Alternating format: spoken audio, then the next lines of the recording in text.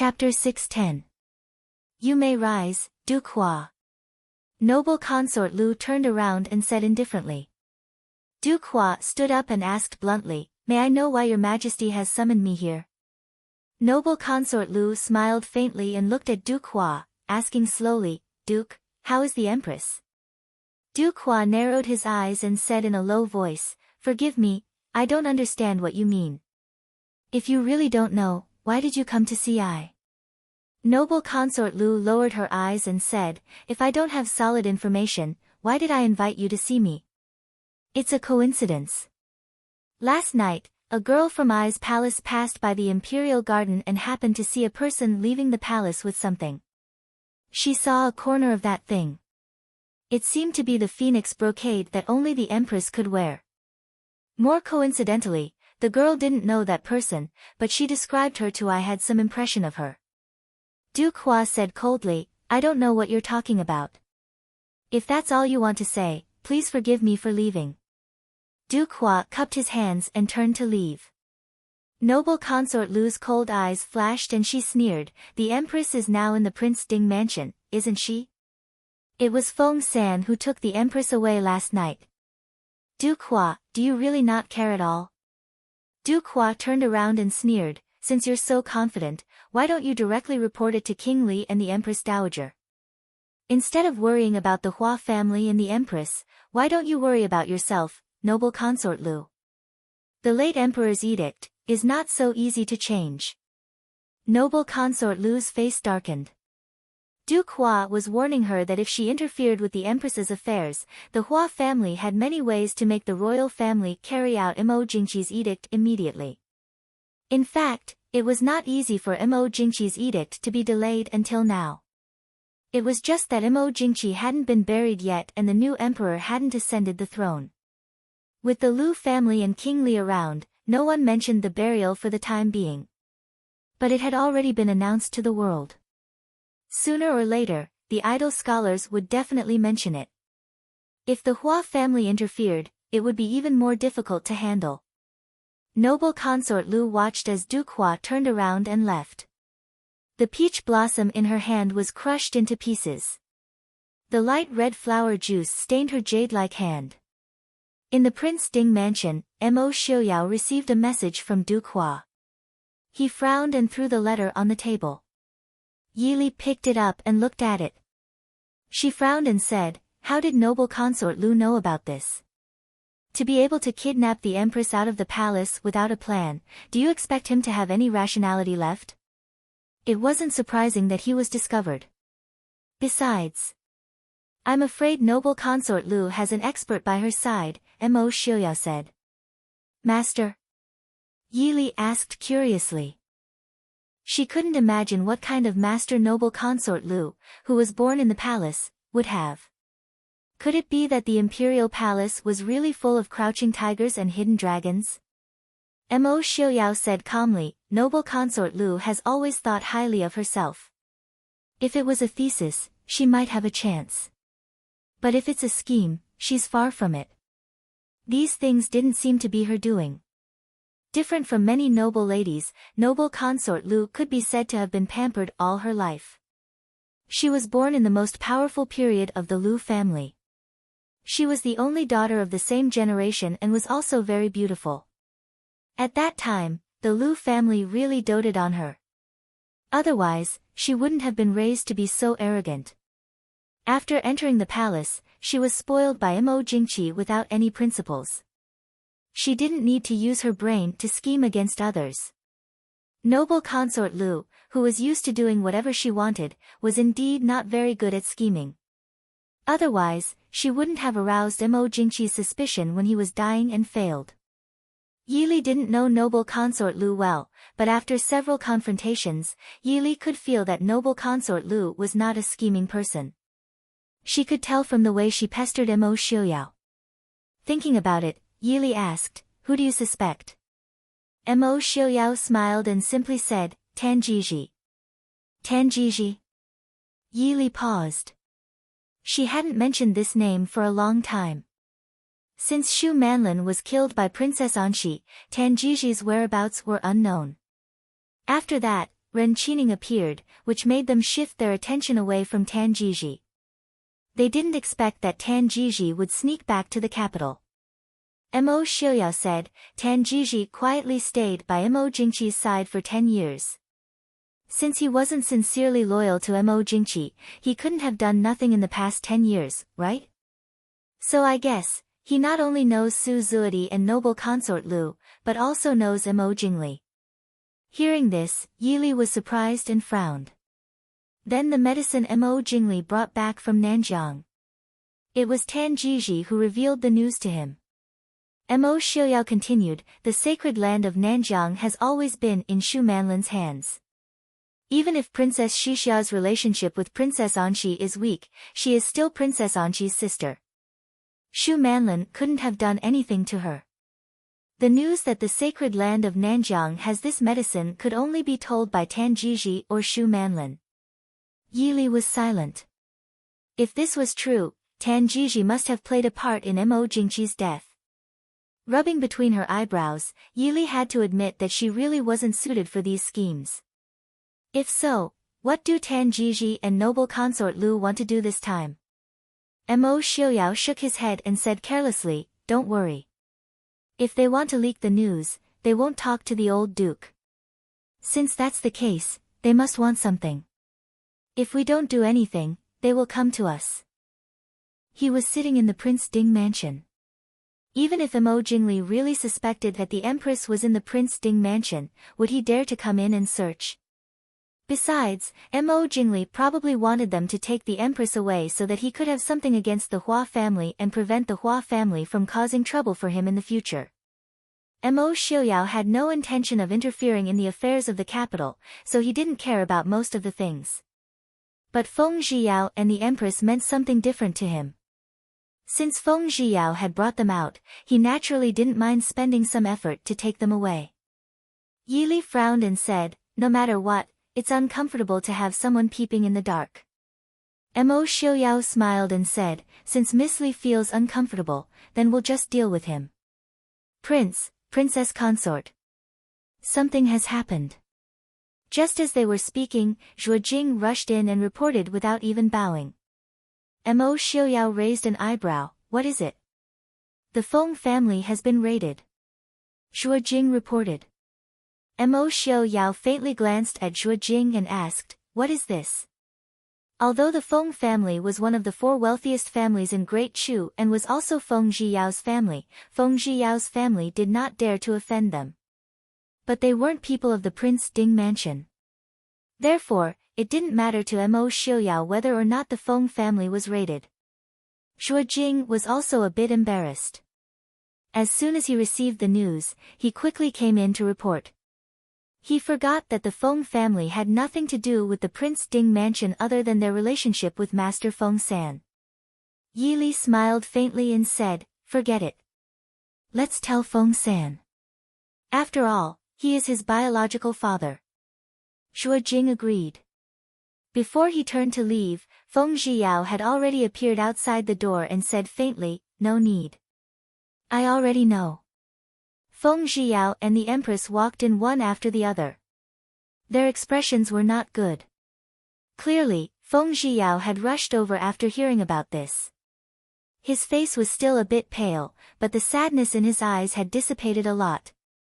Feng Zhiyao looked apologetically at Mo Xiuyao. Prince, Mo Xiuyao waved his hand and smiled a bit fakely, no need to apologize to I. Right now, no one in the Chu capital dares to cause trouble for I. If you don't feel guilty towards the Feng family, let's go back to Li City. Feng Zhiyao smiled bitterly. He didn't have any feelings towards the Feng family. But it wasn't to the point where he could ignore the Feng family being raided. In the end, he didn't have any deep hatred towards the Feng family. He just chose a different path. This time, the Feng family was truly implicated by him. This subordinate will definitely take care of this matter. Feng Zhiyao said in a low voice. Mo Xiuyao squinted and said, how do you want to take care of it? After robbing the palace, do you want to rob the prison again? Or do you want to walk right into the trap and say that it was you, young Master Feng San, who robbed the Empress? Feng Zhiyao looked speechlessly at the lazy white-clothed white-haired man in front of him. They had known each other for a few decades. He understood Mo Xiuyao well enough. He was saying this to help him take care of the problem. But Feng Zhiyao's heart was very uneasy. This matter was indeed caused by him being too impulsive. If he had endured and come back to discuss with Mo Xiuyao might not have stopped him. He might even have helped him. Now that he had made a mistake, he needed the Prince Ding mansion to take care of it for him. This made Feng Zhiyao secretly regret his impulsiveness. Don't act like this in front of I. Bring Tan Jiji to the Prince Ding mansion in 3 hours. Otherwise. He didn't finish the sentence, but the threat was self-evident. Feng Zhiyao's spirit was shaken. He said loudly, "This subordinate obeys. I'll go immediately." He looked back at the Empress sitting on the side. The Empress smiled faintly and said, "You go do what you need to do. I'll talk to Prince Ding and the princess." Hearing this, Feng Zhiyao's face lit up. His tone was a lot lighter. He looked at the Empress and said, "Wait for me. I'll be back soon." After speaking, he walked out of the parlor with light steps. It didn't look like he was injured at all. Seeing the bright red brocade clothes disappear at the door, the Empress sighed helplessly. She looked apologetically at Yi Li and Mo Xiuyao and said, "I've troubled you." Mo Xiuyao raised his eyebrows and said, "Feng San has been enslaved by I for more than 10 years. It's not a big deal to occasionally help him solve some problems. I don't want to hear anything else. It's better to wait for Feng San to come back. If he comes back and you're gone, I'm afraid I'll have one less capable fighter." The Empress couldn't help but smile. She shook her head and said, "After so many years, your friendship with Ah Yao hasn't changed. Thank you for taking care of him all these years." Mo Xiuyao waved his hand indifferently and said, "Feng San isn't just a subordinate of the Prince Ding mansion. He's also a brother that I grew up with. Maybe Su Qingchen was more intelligent than Feng San. Maybe Zhang Qilan and the others were better at fighting than Feng San. But only Feng San was a brother that grew up with him. He was a brother that accompanied him through the most painful years. There weren't many friendships like this in life. Maybe there were a few in the past. But after so many years, only Feng Zhiyao hadn't changed." Chapter 611. Although most of the Prince Ding mansion's power had left the capital for a long time, when Mo Xiuyao truly wanted to find someone, it was very easy. After all, the Prince Ding mansion had operated in the Chu capital for close to 200 years, not 10 or 8 years. The depth of its foundation was not something that Tan Jiji, a descendant of the previous dynasty who could barely walk in broad daylight, could understand. Therefore, when Tan Jiji was politely invited to the Prince Ding mansion by the people of the Prince Ding mansion, he still couldn't hide his shocked expression. In the main hall, Mo Xiuyao stared at the middle-aged man in the hall with a smile that wasn't a smile and said, "Young Master Tan. How do you think I should greet you this time? Or do you have something that you can use to exchange for your life with I?" Hearing this, Tan Jiji really didn't want to argue. For someone like Mo Xiuyao, once he decided on the result, no matter how you argued, it was meaningless. However, he had to work hard for his name. After all, he wasn't tired of living. He smiled helplessly and said, "The Prince Ding mansion's foundation is indeed deep. I have nothing to say about it falling into the hands of the prince. It's just, I don't know what I've done to anger your highness." Mo Xiuyao looked at Tan Jiji with interest. He raised his eyebrows and said with a smile, "Could it be that young Master Tan thinks that I called you here to drink tea?" Tan Jiji sighed. Of course he knew why Mo Xiuyao called him here. He just didn't think that he would be found so quickly. Sighing, Tan Jiji said straightforwardly, "I can't do anything about what the prince said. Although the idea came from me, I really can't do anything about the Dechu State's court right now.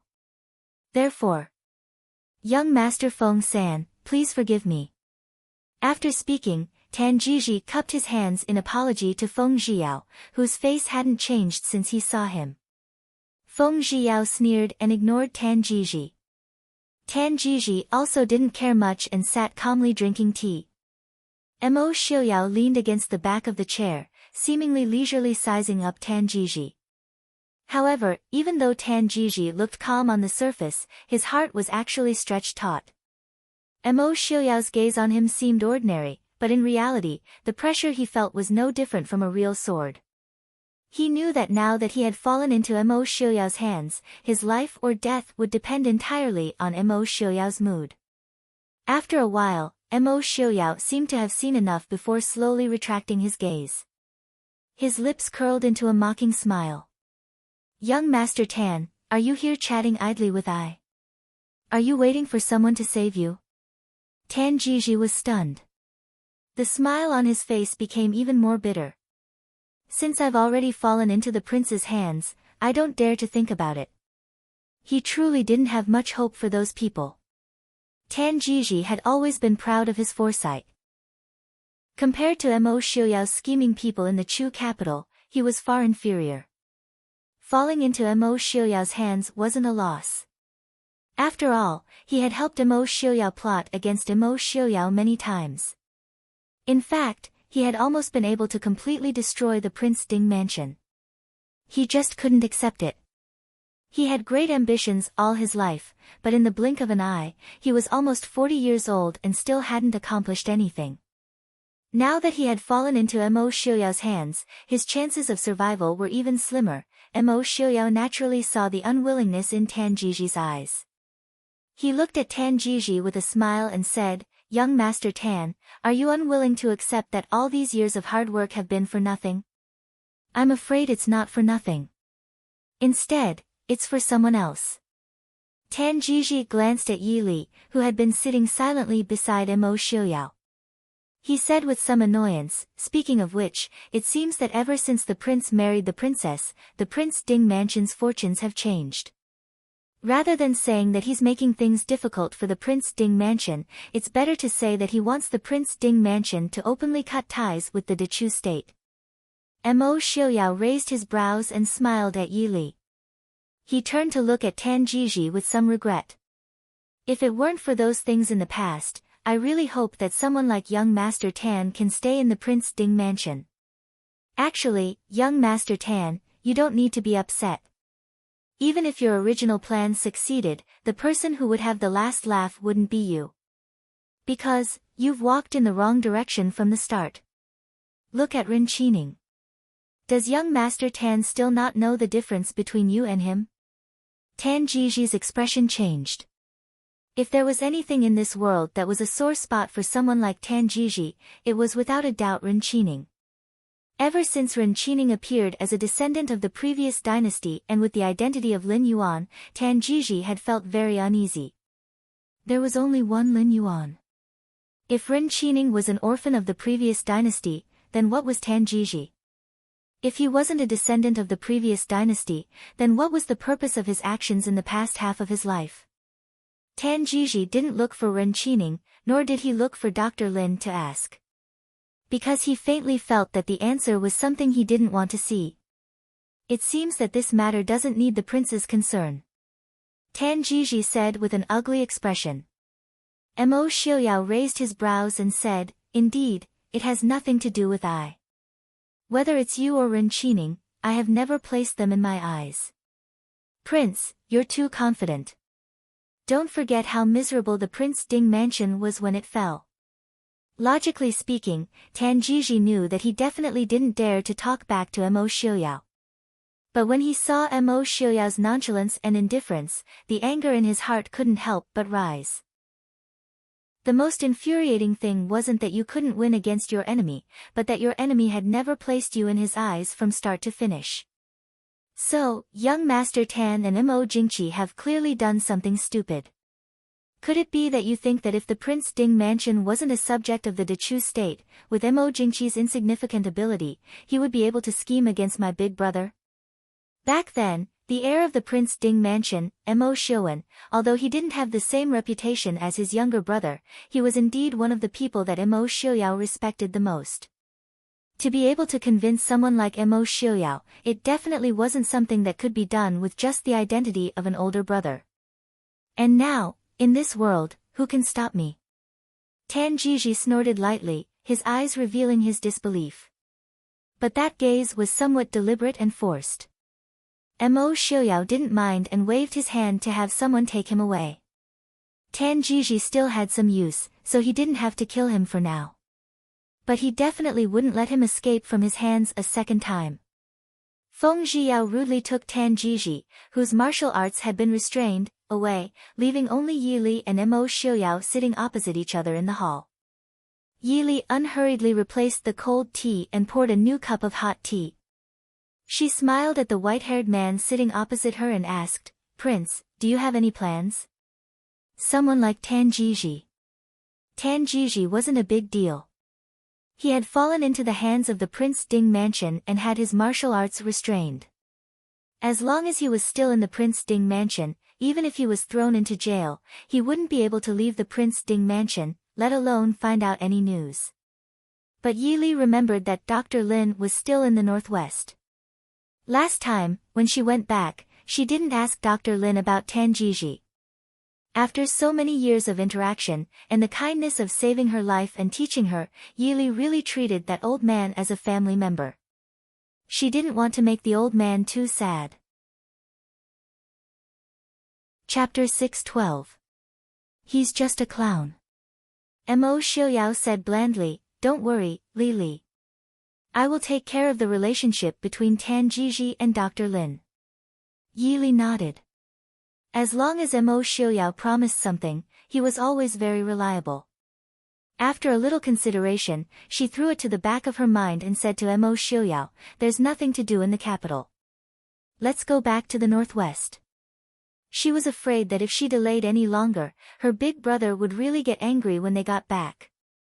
Mo Xiuyao nodded and smiled happily. "We took care of the Feng family's matter this time. The matter of the new emperor ascending the throne should have come to a conclusion. Then let's go back to the northwest."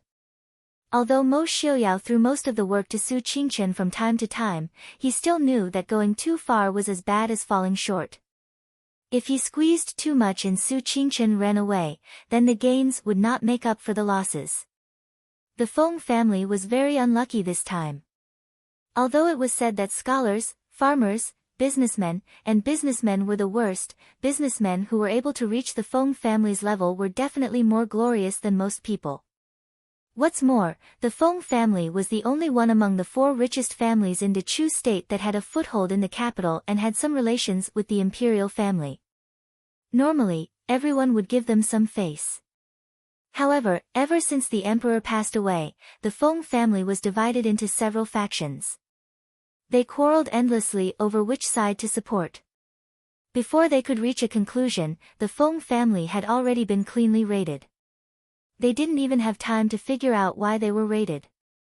The family of hundreds of people were locked up in the capital's Supreme Court's prison. As the saying goes, when the tree falls, the monkeys scatter. The Feng family had been raided without any warning. From top to bottom, everyone was thrown into prison. Those who had a good relationship with them would naturally avoid them like the plague, not to mention those who were waiting for the Feng family to fall so that they could get a share of the profits. How could there be anyone to take care of them? The noble madams, young masters, and young ladies who were originally living a life of luxury were suddenly thrown into a dirty and dark prison. Naturally, they would cry endlessly. The head of the Feng family, Feng Zhiyao's biological father, Feng Huiding, was locked in a solitary cell. Compared to the crying of his wife, concubines, children, and the other members of the Feng family, he was much calmer. He only leaned against the wall and sat in the corner of the cell. He didn't even respond to Madame Feng's calls. As soon as Feng Zhiyao entered the Supreme Court, he was stopped. Originally, according to the orders from above, although Feng Zhiyao's relationship with the Feng family was cold, he was still a concubine's son of the Feng family. He would definitely be imprisoned. However, Feng Zhiyao had another identity. He was Prince Ding's confidant and the deputy general of the Mahist army. The person who went to arrest them did not dare to go to the Prince Ding mansion personally to arrest them.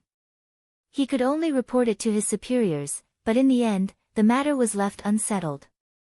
However, it was impossible for young Master Feng San to enter the Supreme Court to visit the Feng family.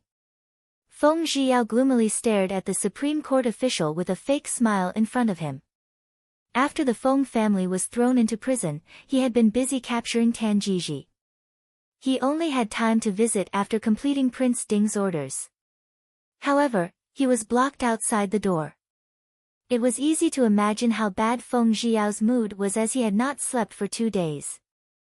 Get out of my way. Feng Zhiyao was cold. His usually elegant smile was dyed with a bit of cruelty, but it made the person in front of him shiver involuntarily. Young Master Feng San, for Prince Ding's sake, the court is already gracious to not make things difficult for you. Don't fail to appreciate kindness. Perhaps it was because he realized that he had been so casually frightened by a junior, the old man in front of him was anxious to regain his lost face and spoke righteously. Feng Zhiyao disdainfully snorted, if you have the ability, then lock this young master up as well. This young master has never heard of the Supreme Court not allowing people to visit the prison. It was true that the Supreme Court did not allow people to casually visit the prison, but there were still some hidden rules in the officialdom. As long as one had money, there was no place that was inconvenient to go except the imperial palace. However, Feng Zhiyao did not plan on giving money. He looked at the righteous old man with a smile that was not a smile. Do you need this young master to tell the people from the censorate how much benefits official Wang has received in the Supreme Court in the past 7 years? Official Wang's expression changed. He glanced at his subordinates who had their heads down and pretended not to hear anything. He stared at Feng Zhiyao for a long time before dryly coughing and saying, since young Master Feng San is a member of the Prince Ding mansion, this official naturally cannot come. I have come to ask young Master Feng San to quickly come out. Feng Zhiyao coldly laughed and said, this young master coming here has nothing to do with the Prince Ding mansion. After saying this, he did not care about official Wang's expression and walked into the prison with a wave of his sleeve. As soon as he walked into the prison, he was greeted with a cold and rotten aura. Both sides of the corridor were filled with pairs of filthy black hands that wanted to pull on passers-by. Feng Zhiyao lightly snorted. His sharp eyes swept to the sides and the prisoners who wanted to pull on him immediately withdrew their hands. People who had been in prison for a long time had the instinct to seek good fortune and avoid harm. Even if Feng Zhiyao's appearance was handsome and luxurious, like a distinguished young master from a prestigious family, the evil aura accumulated from over a decade of war was not something these prisoners could resist. The Feng family members were locked in the innermost part of the prison. Before he even stepped in, he could smell the strange stench coming from inside. Feng Zhiyao could not help but knit his brows. His half-closed eyes flashed with a trace of coldness. Walking into the place where the Feng family members were locked up, Feng Zhiyao's expression was complicated as he looked at the man resting in the innermost cell. Feng Huiding, who was almost 60 years old, looked much younger than his actual age. Even in this dark and dirty cell, he was much neater than the crying and noisy Feng family members in the next cell. Feng Zhiyao found that compared to when he left the capital many years ago, there was much more white hair on his temples. 6 years ago, when Feng Zhiyao returned to the capital, he did not listen to Su Hongyan's advice and went back to see him. Thinking about it, the father and son had already seen each other every day for 7 or 8 years. Feng Zhiyao closed his eyes and hid the unnecessary emotions in his eyes. Feng Zhiyao's sudden appearance caused the noisy Feng family members to immediately quiet down. The red-clothed man standing in the corridor was wearing a luxurious red brocade robe. No matter where he was, his handsome and outstanding appearance caused the dark cell to suddenly light up. The Feng family members were not familiar with Feng Zhiyao. Since Feng Zhiyao was 8 or 9 years old, he had spent more time in the Prince Ding mansion and outside than at home. But looking at the red-clothed man in front of them, someone finally remembered that many years ago, there was a Feng family member who was always dressed in red no matter where or when. It was unknown who suddenly called out, "Feng Zhiyao. Big brother, second brother, long time no see. How have you been?" Feng Zhiyao raised his eyebrows and showed a slightly malicious fake smile to the two middle-aged men not far away. No matter how many years had passed, Feng Zhiyao still could not like his two brothers. When he was a child, they were existences that he envied and feared. When he was a teenager, they were the objects of his disgust and hatred. But now, Feng Zhiyao, who had long matured, had already left these two brothers far behind him. The hatred that he thought was deep in his bones when he was a teenager was now only a faint instinctive disgust. "Feng Zhiyao. Why are you here?" The second son of the Feng family, Feng Ziyuan, stared at his third brother who he had not seen for many years and asked with some displeasure. The grudges when they were young were probably just children who did not know how to behave, but the grudges when they were young were more related to interests. At that time, the Feng family forced the head of the family to drive Feng Zhiyao out of the Feng family because he was close to the Prince Ding mansion. After Feng Zhiyao followed Prince Ding to the northwest, they publicly broke off their relationship with him. But now, Feng Zhiyao was like a fish in water in the Prince Ding mansion. On the contrary, they were reduced to this state. The faces of the two sons of the Feng family were not very good. "Third brother.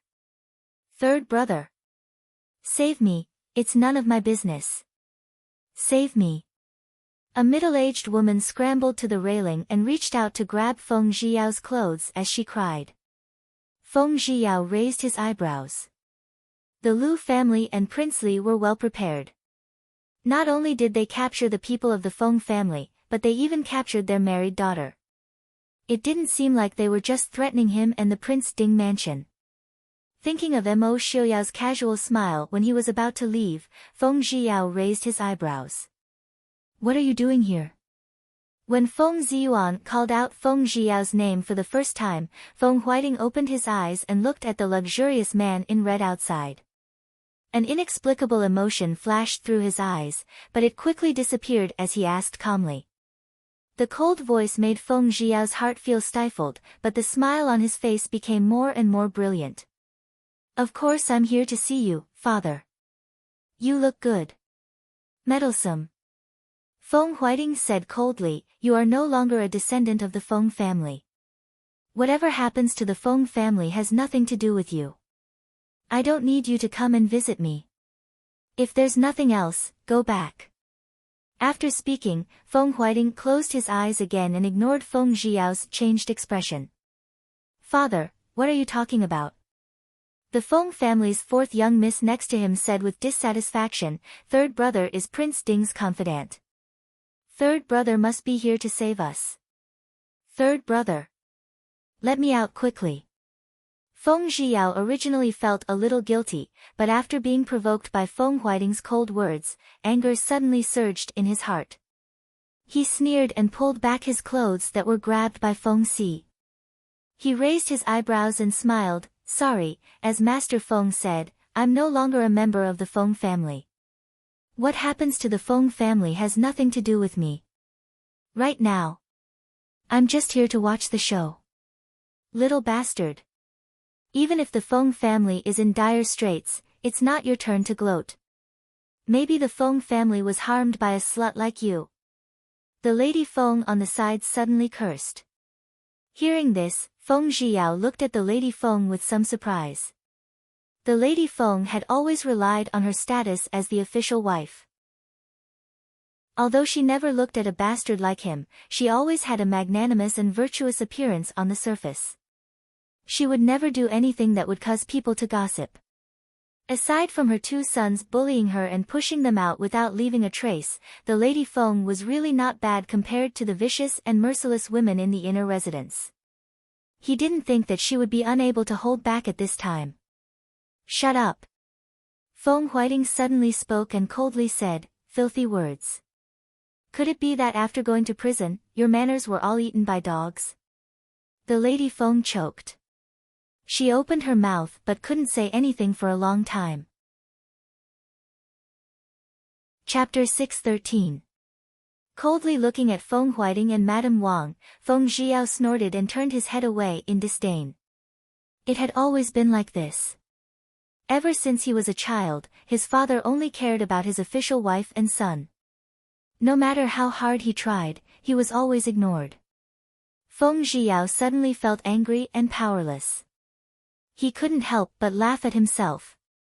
A graceful white figure flashed through his mind. Feng Zhiao's eyes, which had a trace of resentment, suddenly became much gentler. Yes, even without the Feng family, he still had other things. Mo Xiaoyao, who grew up like a brother, and his colleagues and comrades in arms, whom he had known for many years. Perhaps, soon, he would have his own family. Thinking of the graceful figure in the Prince Ding mansion, the depression in Feng Zhiao's heart suddenly dissipated. He raised his head and looked proudly at Feng Huiting in the corner. I have already reported to the prince.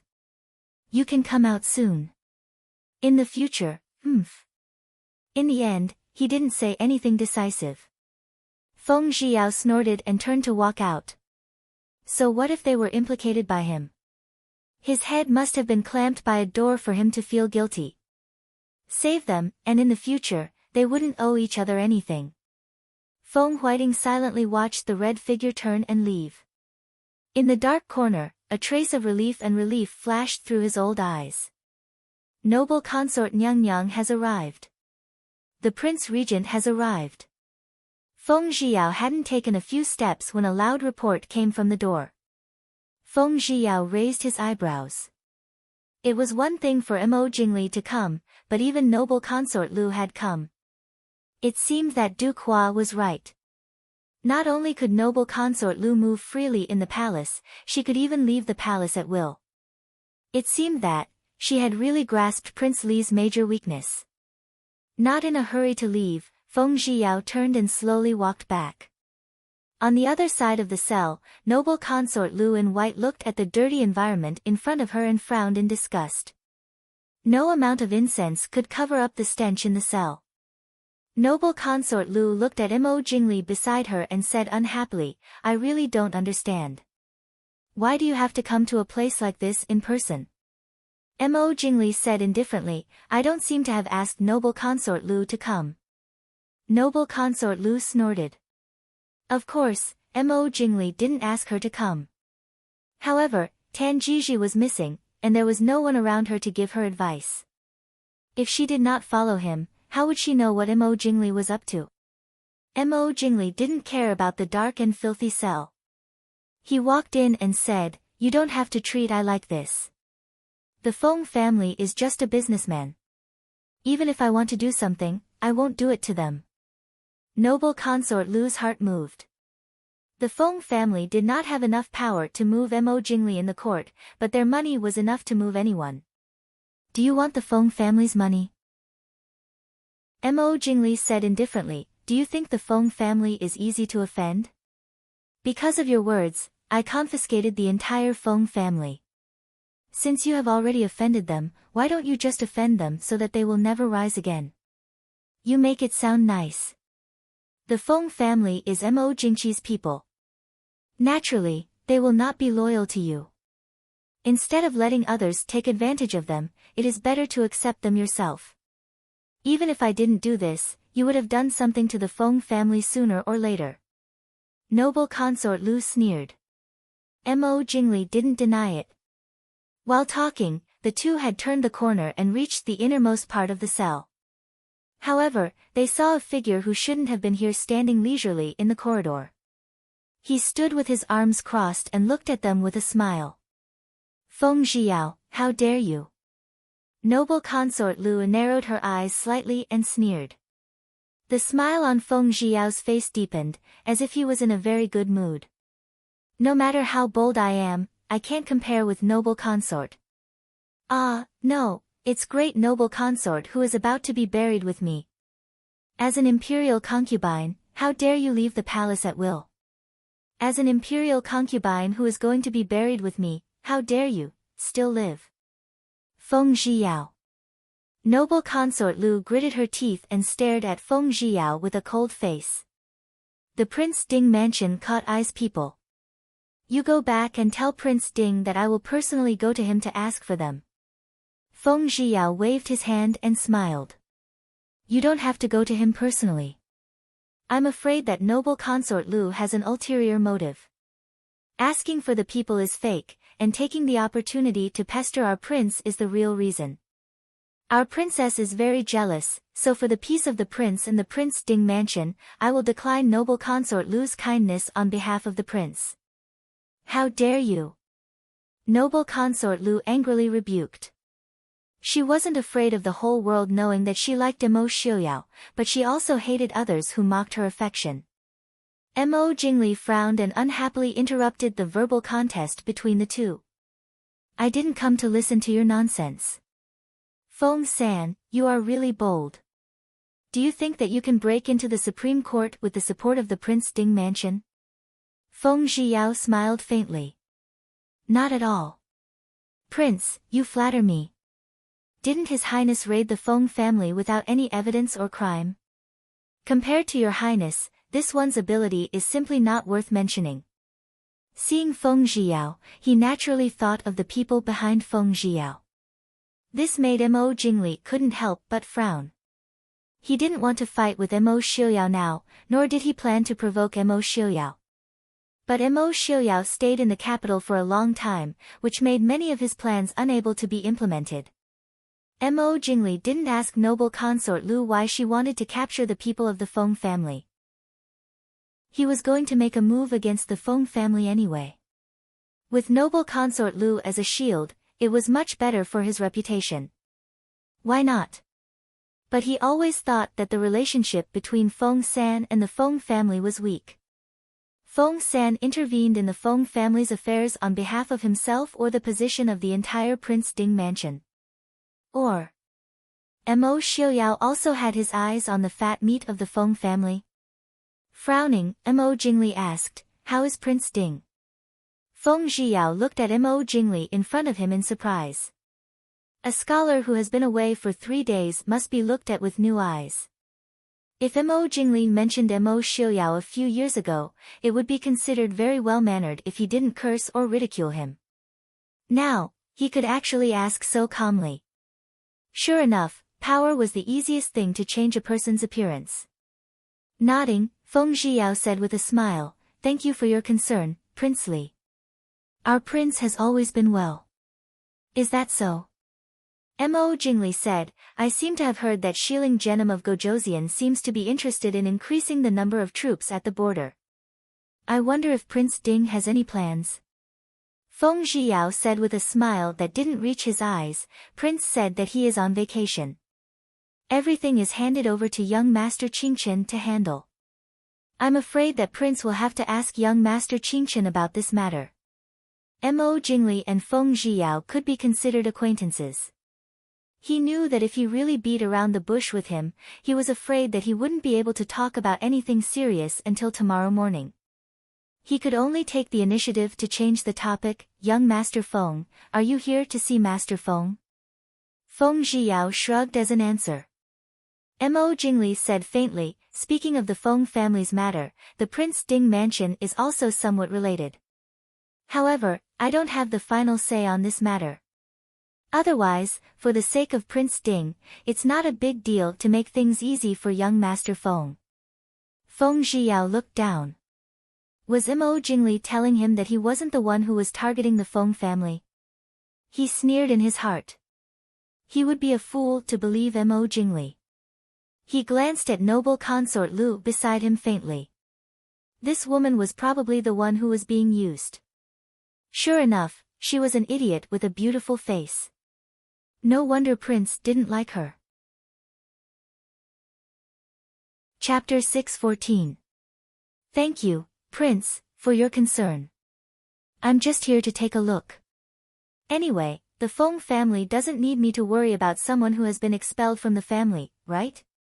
Presumably, Prince and noble consort Lu have other matters to attend to, so I'll take my leave first.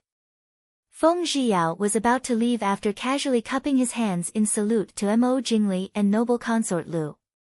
Wait. Noble consort Lu suddenly spoke. Feng Zhiyao turned around and looked at noble consort Lu indifferently. Noble consort Lu proudly said, "You can't leave." Feng Zhiyao suddenly smiled, "Why not? You trespassed into the Supreme Court. Do you think the Supreme Court is a place where you can come and go as you please?" Noble consort Lu said coldly. So, noble consort Lu just wanted to find an excuse to make him stay. Feng Zhiyao didn't care and asked indifferently, "What do you want?" "If I want to leave, can you make me stay?" Feng Zhiyao's skills were a bit difficult to deal with a first-rate master like Mo Xiuyao. But it wasn't difficult to deal with Mo Jingli and noble consort Lu in this narrow alley. Before he finished speaking, Mo Jingli had already retreated to the side without leaving a trace. He had fought with Feng Zhiyao when he was young and knew that he was no match for him. In this narrow cell, not many guards could get in. If he was caught or accidentally injured by Feng Zhiyao, it wouldn't look good. Noble consort Lu certainly didn't want to fight with Feng Zhiyao. She sneered, "If you dare to leave, I'll kill Feng Huiting." Feng Zhiyao looked down. After a while, he sighed helplessly and threw a short knife on the ground from his sleeve. He spread his hands at noble consort Lu to show that he didn't have a weapon. Noble consort Lu was satisfied. She waved her hand and had someone come forward to catch Feng Zhiyao. At the same time, she ordered, "Bring Feng Huiting out as well. I want to take these two away." "King Li, is that all right?" Mo Jingli said impatiently. "Up to you." What he wanted was the Feng family's assets. In the past few years, the two sons of the Feng family had taken over the family business one after another. It didn't matter whether Feng Huiting was there or not. However, he still reminded him, "You'd better be careful. Don't overreach yourself. If you anger Mo Xiuyao, you won't have to die with him." Noble consort Lu snorted discontentedly. From the bottom of her heart, she didn't believe that Mo Xiuyao would kill her. "I naturally know my limits." Feng Zhiyao was taken away by noble consort Lu without any resistance. Only Feng Huiting was with him. The rest of the Feng family was left to Mo Jingli to deal with. Feng Zhiyao didn't care about what Mo Jingli planned to do. At least compared to the half-crazy Mo Jingqi and the self-righteous noble consort Lu, Mo Jingli still knew his limits most of the time. The Feng family fell into his hands. As long as the people of the Prince Ding mansion were still in the capital, at least their names were guaranteed. Inside the Prince Ding mansion, Mo Xiuyao, who had just received a report from his subordinate, raised his sword-like eyebrows and asked with a smile, "So, Feng Zhiyao was captured by noble consort Lu?" The shadow guard, who was standing a few steps away, couldn't help but tremble. He wanted to retreat a little further without leaving a trace to avoid the prince's seemingly peaceful but actually icy cold flames. But when he met Mo Xiuyao's smiling eyes, he froze.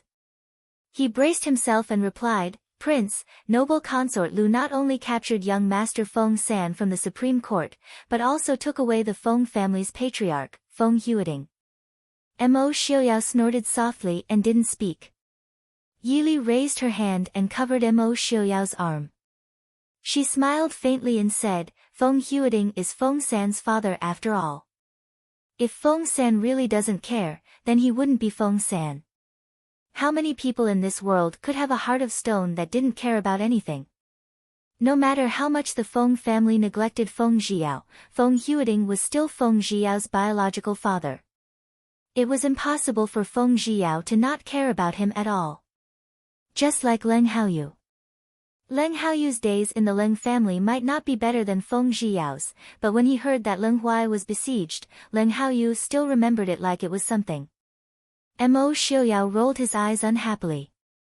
He looked at Yili with some grievance and said, "I didn't say that I wouldn't save Feng Huiting. Why is Feng San sacrificing himself now?" Yili smiled and said, "I'm afraid this is an accident." Feng Zhiyao might not have known that noble consort Lu and Prince Li would so coincidentally choose to go to the Supreme Court at that time. It seems that this time, not only the Lu family, but even Prince Li is involved in the Feng family's matter. Mo Xiuyao was not surprised. Now, most of the power in the capital is in the hands of Mo Jingli. Without his consent, the Lu family would have to think twice if they want to touch the Feng family. I'm afraid that it's not the Lu family that wants to touch the Feng family, but Mo Jingli that wants to touch the Feng family. Yi Li's heart moved. She looked at Mo Xiuyao and said, the Feng family's property. Mo Jingli controls the wealthiest place in the entire Dechu state. After all these years, he shouldn't be lacking money. Mo Xiuyao smiled and said, that's not necessarily true. Although Mo Jingli controls most of the southern part of the Dechu state, his foundation is still very weak. In the end, his foundation is shallow. Jiangnan has a lot of aristocratic families, and their relationships are complicated. It's not that easy for Mo Jingli to get money from these people. And, raising an army is a money-burning matter. You're saying Mo Jingli is secretly expanding the army? Yi Li naturally understood. She couldn't help but frown when she thought of her own guess. Mo Xiuyao smiled and nodded. Mo Jingli hasn't just wanted that dragon throne for a day or two. When the new emperor ascends the throne, we'll return to the northwest. I won't be in the mood to play with him. Yi Li frowned and pondered for a moment before saying, since it's like this, why must we wait until the new emperor ascends the throne? Because I like to make things difficult for him. As long as Mo Xiuyao was in the capital, even if Mo Jingli really wanted to usurp the throne, he wouldn't have the guts. Prince. The subordinate who didn't get a reply was still standing alone in the hall. He pitifully looked at Mo Xiuyao, who had clearly forgotten about his existence. Is there anything else? Mo Xiuyao asked. Finally finding a chance to speak, the pitiful person hurriedly used the fastest speed to clearly report what she wanted to say. Just now, I received news from Noble Consort Lu that Noble Consort Lu will be visiting Ding Palace tomorrow morning and has some matters to discuss with Wang Yi. Wang Yi, please do not refuse. A certain person who was holding her breath and did not pause for even a moment breathed a sigh of relief. Noble Consort Lu. Visit? Don't refuse. Mo Xiuyao asked with a smile. The messenger was crying in his heart, Your Highness, this subordinate is just a messenger. This has nothing to do with me. Yi Li laughed and pulled Mo Xiuyao. She smiled at the subordinate and said, all right, Prince knows. You can leave. Thank you, Princess. This subordinate will take his leave. The person who let out a sigh of relief turned around and disappeared from the entrance of the hall. In an unknown prison cell, Feng Zhiyao sat leisurely on the simple bed in the cell. Feng Huiding, who was locked in the cell next door, was still sitting on the bed with his eyes closed. He had no intention of communicating with Feng Zhiyao. Feng Zhiyao sat at the head of the bed and looked at the man in front of him whose hair was almost white. He snorted softly and walked to the railing to knock on it a few times. After a while, someone came in and stared vigilantly at Feng Zhiyao. He asked, Third young master Feng, what is the matter? Feng Zhiyao was instantly amused. Oh. You know me. Feng Zhiyao casually looked at the inconspicuous middle-aged man in front of him.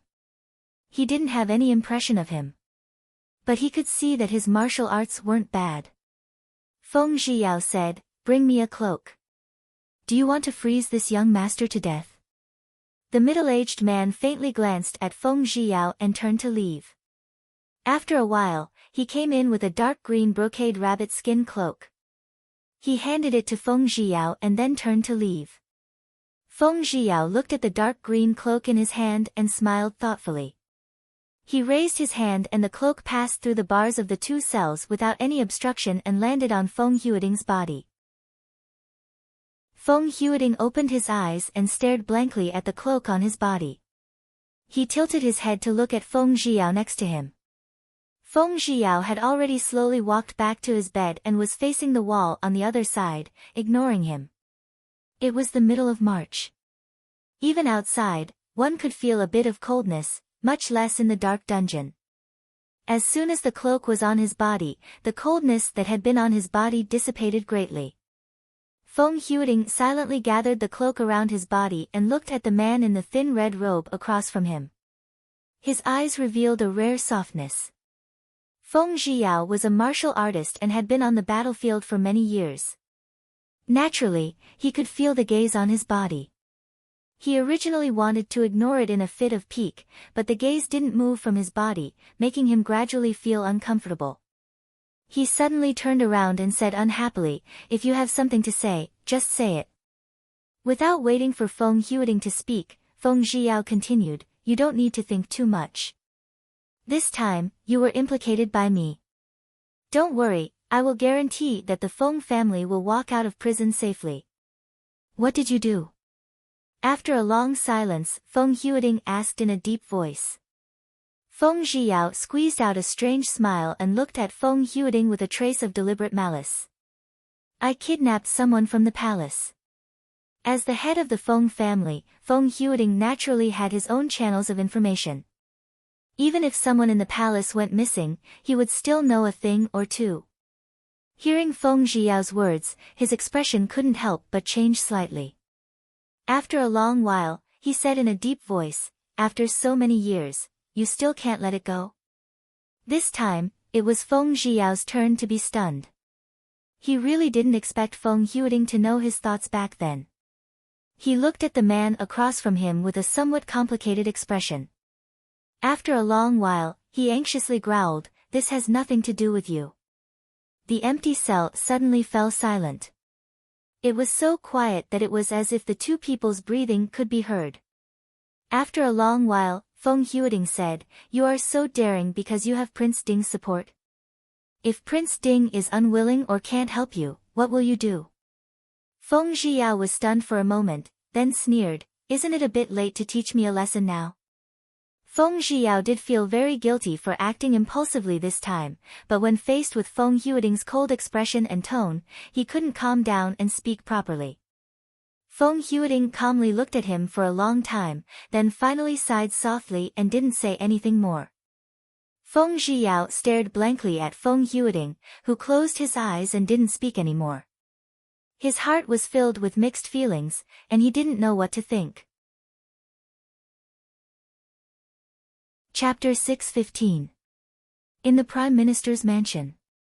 In the study, Prime Minister Lu looked at his daughter who was sitting on the side with an indifferent look and frowned. He walked back and forth in the study room with his hands behind his back. After a while, he turned around and stared at noble concubine Lu, "Daughter, what do you want?" Noble concubine Lu raised her head and said unhappily, "What?" Prime Minister Lu said angrily, "What? Why do you ask? We had a good discussion before. Why do you want to mess with Mo Xiuyao at this time?" Noble concubine Lu frowned slightly, "How did I mess with Mo Xiuyao?" Prime Minister Lu had a headache. It was good to have a smart, beautiful, and spoiled daughter, but it was a headache to have a disobedient daughter. Rubbing his forehead, Prime Minister Lu took a deep breath and said calmly, "We had a deal. First, we will deal with the matter of the burial. Now that this matter hasn't been resolved and you've provoked Mo Xiuyao, if he suddenly interferes. You have to know that Father and Prince Li are still suppressing this matter under the pressure of those scholars and old pedants. As long as Prince Ding says something, those people will make trouble again." Noble concubine Lu supported her head with her hands and looked at Prime Minister Lu indifferently, "What do you want?" "No matter what, you should let Feng Zhiyao go first.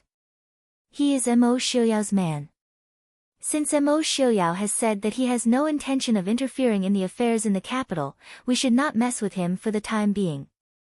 Noble concubine Lu said unhappily, "Prince Ding took Tan Jiji away." "Father, don't you know what Feng Zhiyao did?" "No matter what he did," Prime Minister Lu said firmly, "he took the Empress away, so what? It is not bad for us. If the empress is still alive, she will be the empress dowager when the new emperor ascends the throne. At that time, the Hua family will be able to help the new emperor openly. Isn't it good now? The new emperor is still young. If his birth mother dies early, then as the previous emperor's imperial concubine, you will naturally be the most powerful person in the palace. What's more, Hua clan has such a weakness in our hands. By then, Prime Minister Lu showed a smug smile when he thought of the situation where Hua clan was under the foot of Lu clan or even under the control of Lu clan. Noble consort Lu lowered her eyes, and a trace of disdain flashed across her eyes. The most powerful person in the palace? So what? Even if it was the position of Empress Dowager, if she didn't have that person, what was the use of those noble positions? Prime Minister Lu turned around and saw the sneer and disdain on noble concubine Lu's lips. He frowned and asked, "Haven't you given up on Prince Ding?" Seeing noble concubine Lu's determined eyes, Prime Minister Lu felt extremely uncomfortable. He was about to spit out a mouthful of blood in his chest. What sin had he committed to have such a disappointing daughter? What a sin! It has been so many years. If Prince Ding likes you, he wouldn't have waited until now. Why are you still? Prime Minister Lu tried his best to persuade her. Shut up. What Prime Minister Lu said really touched noble concubine Lu's bottom line. Her delicate face was instantly covered with a layer of anger. Noble concubine Lu glared at her father in front of her. She gritted her teeth and said, "I don't believe it. He doesn't dislike me. He just didn't kill me." Prime Minister Lu didn't know what to say at that moment. Prime Minister Lu didn't know what to say. He really didn't understand where the Lu family's education had failed to raise such a stubborn daughter. A woman in her 30s would be a grandmother in an ordinary family. Even if she didn't enter the palace, she should be a lady in charge of a noble family. How could a woman at her age care about a man wholeheartedly? And a man who didn't care about her at all? Sin. Sin. Prime Minister Lu sighed and stamped his feet. Noble concubine Lu didn't care about her father's anxiety. She showed a faint but sweet smile. "Yes, that's right. He just didn't see me. Tomorrow, I will go to the Prince Ding mansion to see him. He will definitely understand how I feel about him." "Are you sure he won't kick you out?" Prime Minister Lu poured cold water on her mercilessly. Noble concubine Lu caught Prince Ding's people. The most likely reaction of Prince Ding was to detain noble concubine Lu as well. At that time, they would still have to exchange people for her. Maybe they would have to pay a higher price. Prime Minister Lu didn't think that Mo Xiaoyao would pay a high price for Feng Zhiyao. After all, Feng Zhiyao was just a subordinate. If Prince Ding got angry because of this, it would be more likely that his dignity was challenged. Prime Minister Lu really couldn't admit that this daughter was taught by him. Noble concubine Lu smiled confidently. "No, unless he doesn't want Feng San to die." Prime Minister Lu sneered. "Why are you going to see him? Do you want him to marry you? Don't tell me you don't know that Prince Ding loves the princess deeply. For so many years, he only has Princess Ding by his side. Do you think Prince Ding will betray his wife for Feng San?" Not only that, Prime Minister Lu was also a man. From a man's point of view, it was absolutely impossible for him to abandon Princess Ding, who was also outstanding in appearance and ability and had been in the same boat with him, for a woman who had been married and had given birth to another man's child, even if that woman was as beautiful as a fairy. Abandoning his wife for pure beauty was a despicable thing to do. Prime Minister Lu wasn't a good man, but he wasn't despicable either. How could Prince Ding do something that even he disdained to do? Noble concubine Lu looked at Prime Minister Lu strangely. "Father, I really don't understand. Don't you know that both the new emperor and Mo Jingli are far inferior to Prince Ding? As long as Mo Xiaoyao wants, he can get as much as the Dechu state. If I get better, the Lu family will get better. Why are you so against it?" Prime Minister Lu bitterly smiled in his heart, but once again confirmed that he had failed to educate his daughter. It seemed that it was time to give up. Fortunately, two of his granddaughters were about to reach marriageable age. Although they weren't as beautiful and talented as his daughter, they were still excellent. King Li and King Qin had to be careful. As for Prince Ding, Prime Minister Lu had never considered the possibility of relying on Prince Ding. Not only because of the dirty relationship between the Lu family and the Prince Ding mansion, but also because Mo Xiuyao's behavior was completely different from the Lu family's. Even if Prince Ding really married noble concubine Lu, the Lu family wouldn't get any benefits from it. Helplessly waving his hand, Prime Minister Lu said blandly, "All right, since you don't want to listen to me, then do whatever you want. But I just hope that you won't bring trouble to the Lu family. In the future, you don't have to come back. After all, you are a concubine of the late emperor. It's not appropriate for you to always go out of the palace." Noble concubine Lu paused, looking at Prime Minister Lu confusedly. For so many years, her father had never talked to her in this tone. It wasn't anger or coldness, but a faint disheartened and alienated feeling.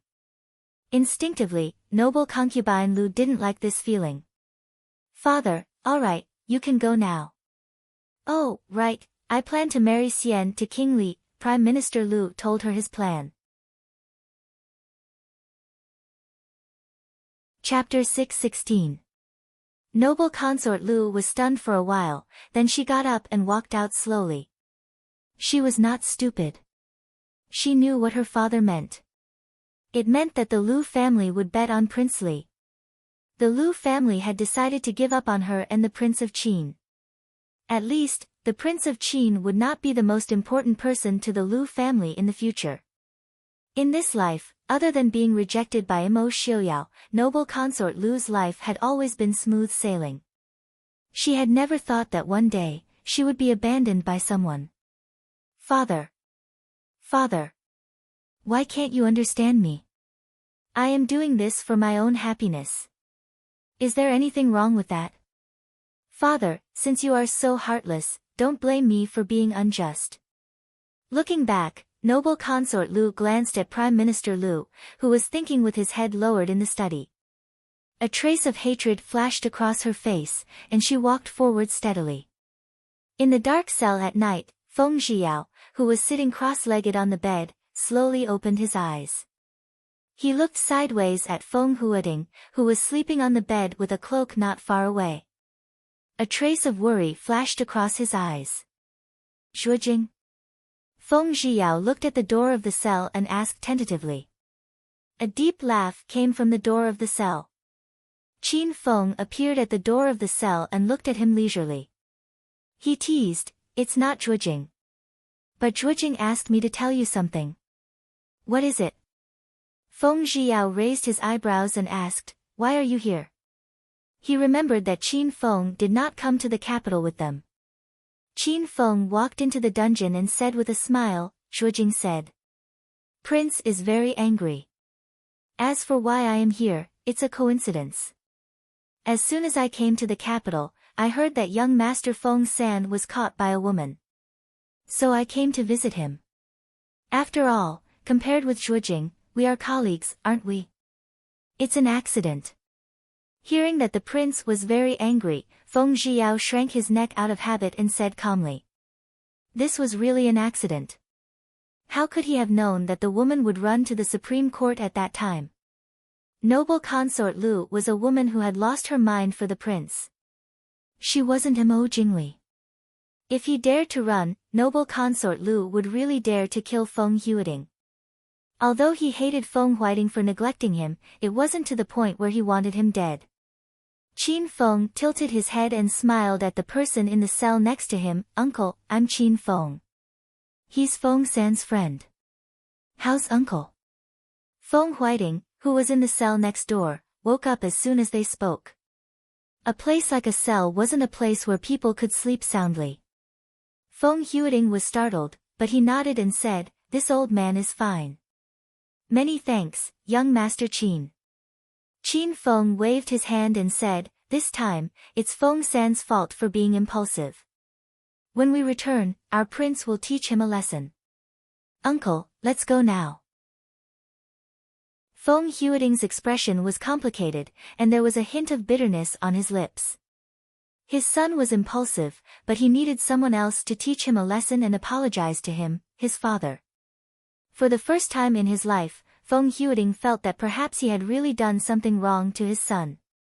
Qin Feng walked up and casually pulled out a dagger that was shining with cold light. With a casual slash, the finger-thick iron chain and the huge copper lock on the cell were cut off. Qin Feng reached out and caught it, then threw it back and opened the cell door. Qin Feng stood at the door of the cell and looked at Feng Huiting with a smile. Uncle, please. Seeing that Feng Huiting was still hesitating, Qin Feng smiled and said, Uncle, don't worry. Although the other members of the Feng family are in Prince Li's hands, he won't hurt them. However, the Feng family's property was in doubt. It was a pity that they had made a lot of money in Xiling last year. Prince Ding, who was already rich, didn't lack money. In any case, it was the property of the Feng family, so they were a little embarrassed to take it. Otherwise, they could also have a share. Only then did Feng Huiting walk out. He looked at Qin Feng and said, Prince Ding's subordinates are indeed crouching tigers and hidden dragons. Qin Feng smiled faintly. He casually played with the dagger in his hand and said, It's just a small trick. I've embarrassed myself in front of Uncle. Uncle, please. Our people will be waiting outside. Feng Huiting thanked him. He glanced at Feng Zhiyao and walked out the door. Qin Feng smiled at Feng Zhiyao and followed. Feng Zhiyao, who was still in the cell, was dumbfounded. Qin Feng. I haven't come out yet. Qin Feng looked at the sky innocently. What? The order I received was to save Master Feng, who was implicated by the subordinates of the Prince Ding mansion. Who else is there? I didn't hear anything. You. Feng Zhiyao gritted his teeth. Qin Feng smiled very happily.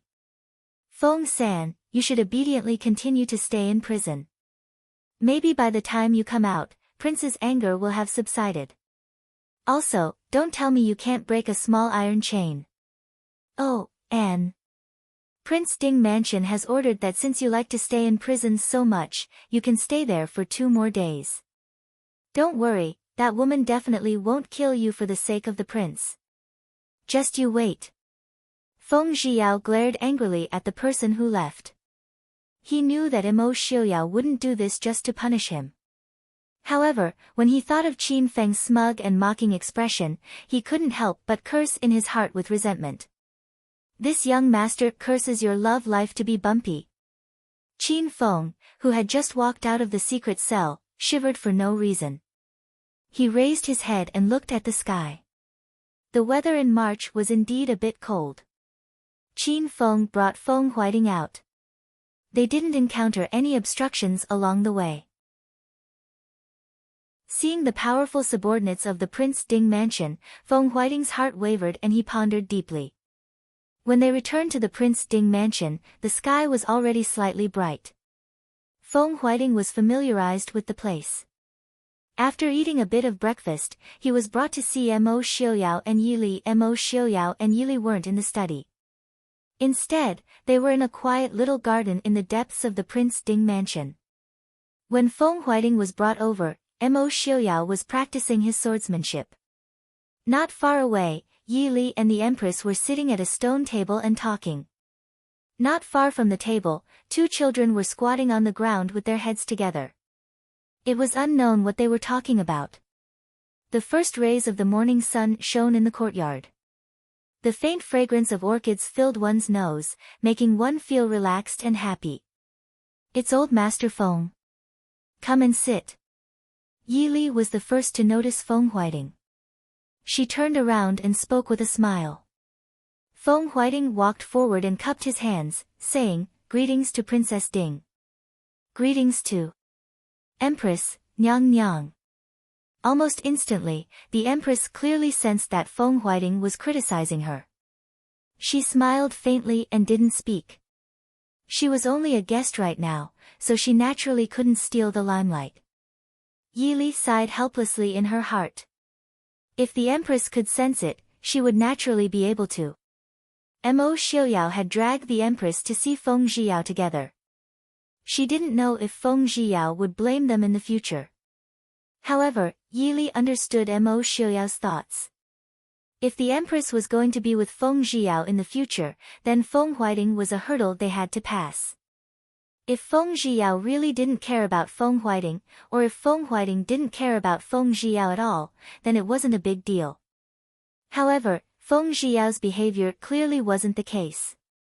The reason why Feng Huiting was hostile to the Empress was naturally because of Feng Zhiyao. Old Master Feng, please sit. Feng San's impulsive actions have implicated the Feng family. Please don't blame him, Old Master Feng.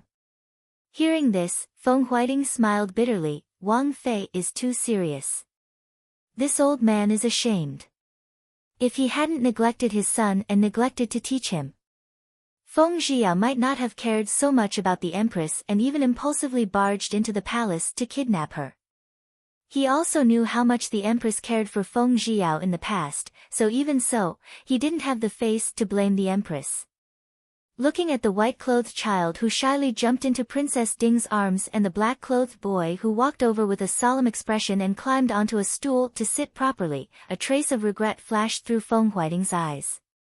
If Zhiyao's child might have already been older than these two children. To the side, Mo Xiaoyao stopped his sword and casually threw it back into the scabbard hanging from a nearby tree before walking over. Yili casually handed over her handkerchief. Mo Xiaoyao took it and wiped his forehead that barely had any sweat before sitting down next to Yili. Prince. Feng Huiting wanted to get up, but Mo Xiaoyao waved his hand to indicate for him to sit down. No need to be so courteous. This time, it was all Feng San's fault. Old Master Feng didn't suffer much, right? Mo Xiaoyao asked. Feng Huiting felt a bit uncomfortable. This was already the third person to say this to him. This meant that the people of the Prince Ding mansion truly treated Feng Zhiyao as a family member and not a simple subordinate. But at the same time, this was the greatest insult to him as a father. But at this time, Feng Huiting wasn't in the mood to care about this. He worriedly asked, Prince Zhiyao, He knew that Feng Zhiyao hadn't followed them out of the dungeon, even though Qin Feng had told him that Feng Zhiyao had another mission. Mo Xiaoyao casually brushed aside his white hair that was blown up by the breeze. His lips curled into a faint smile. Old Master Feng, don't worry. Feng San will be back today. But with his temperament, it's good for him to be taught a lesson, so that he won't be hot-headed in the future. Hearing Mo Xiaoyao say this, Feng Huiting felt a bit apprehensive, but he could only let it go.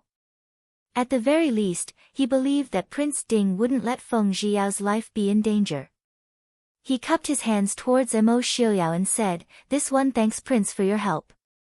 If there's anything this one can do in the future, Prince, please don't hesitate to tell me.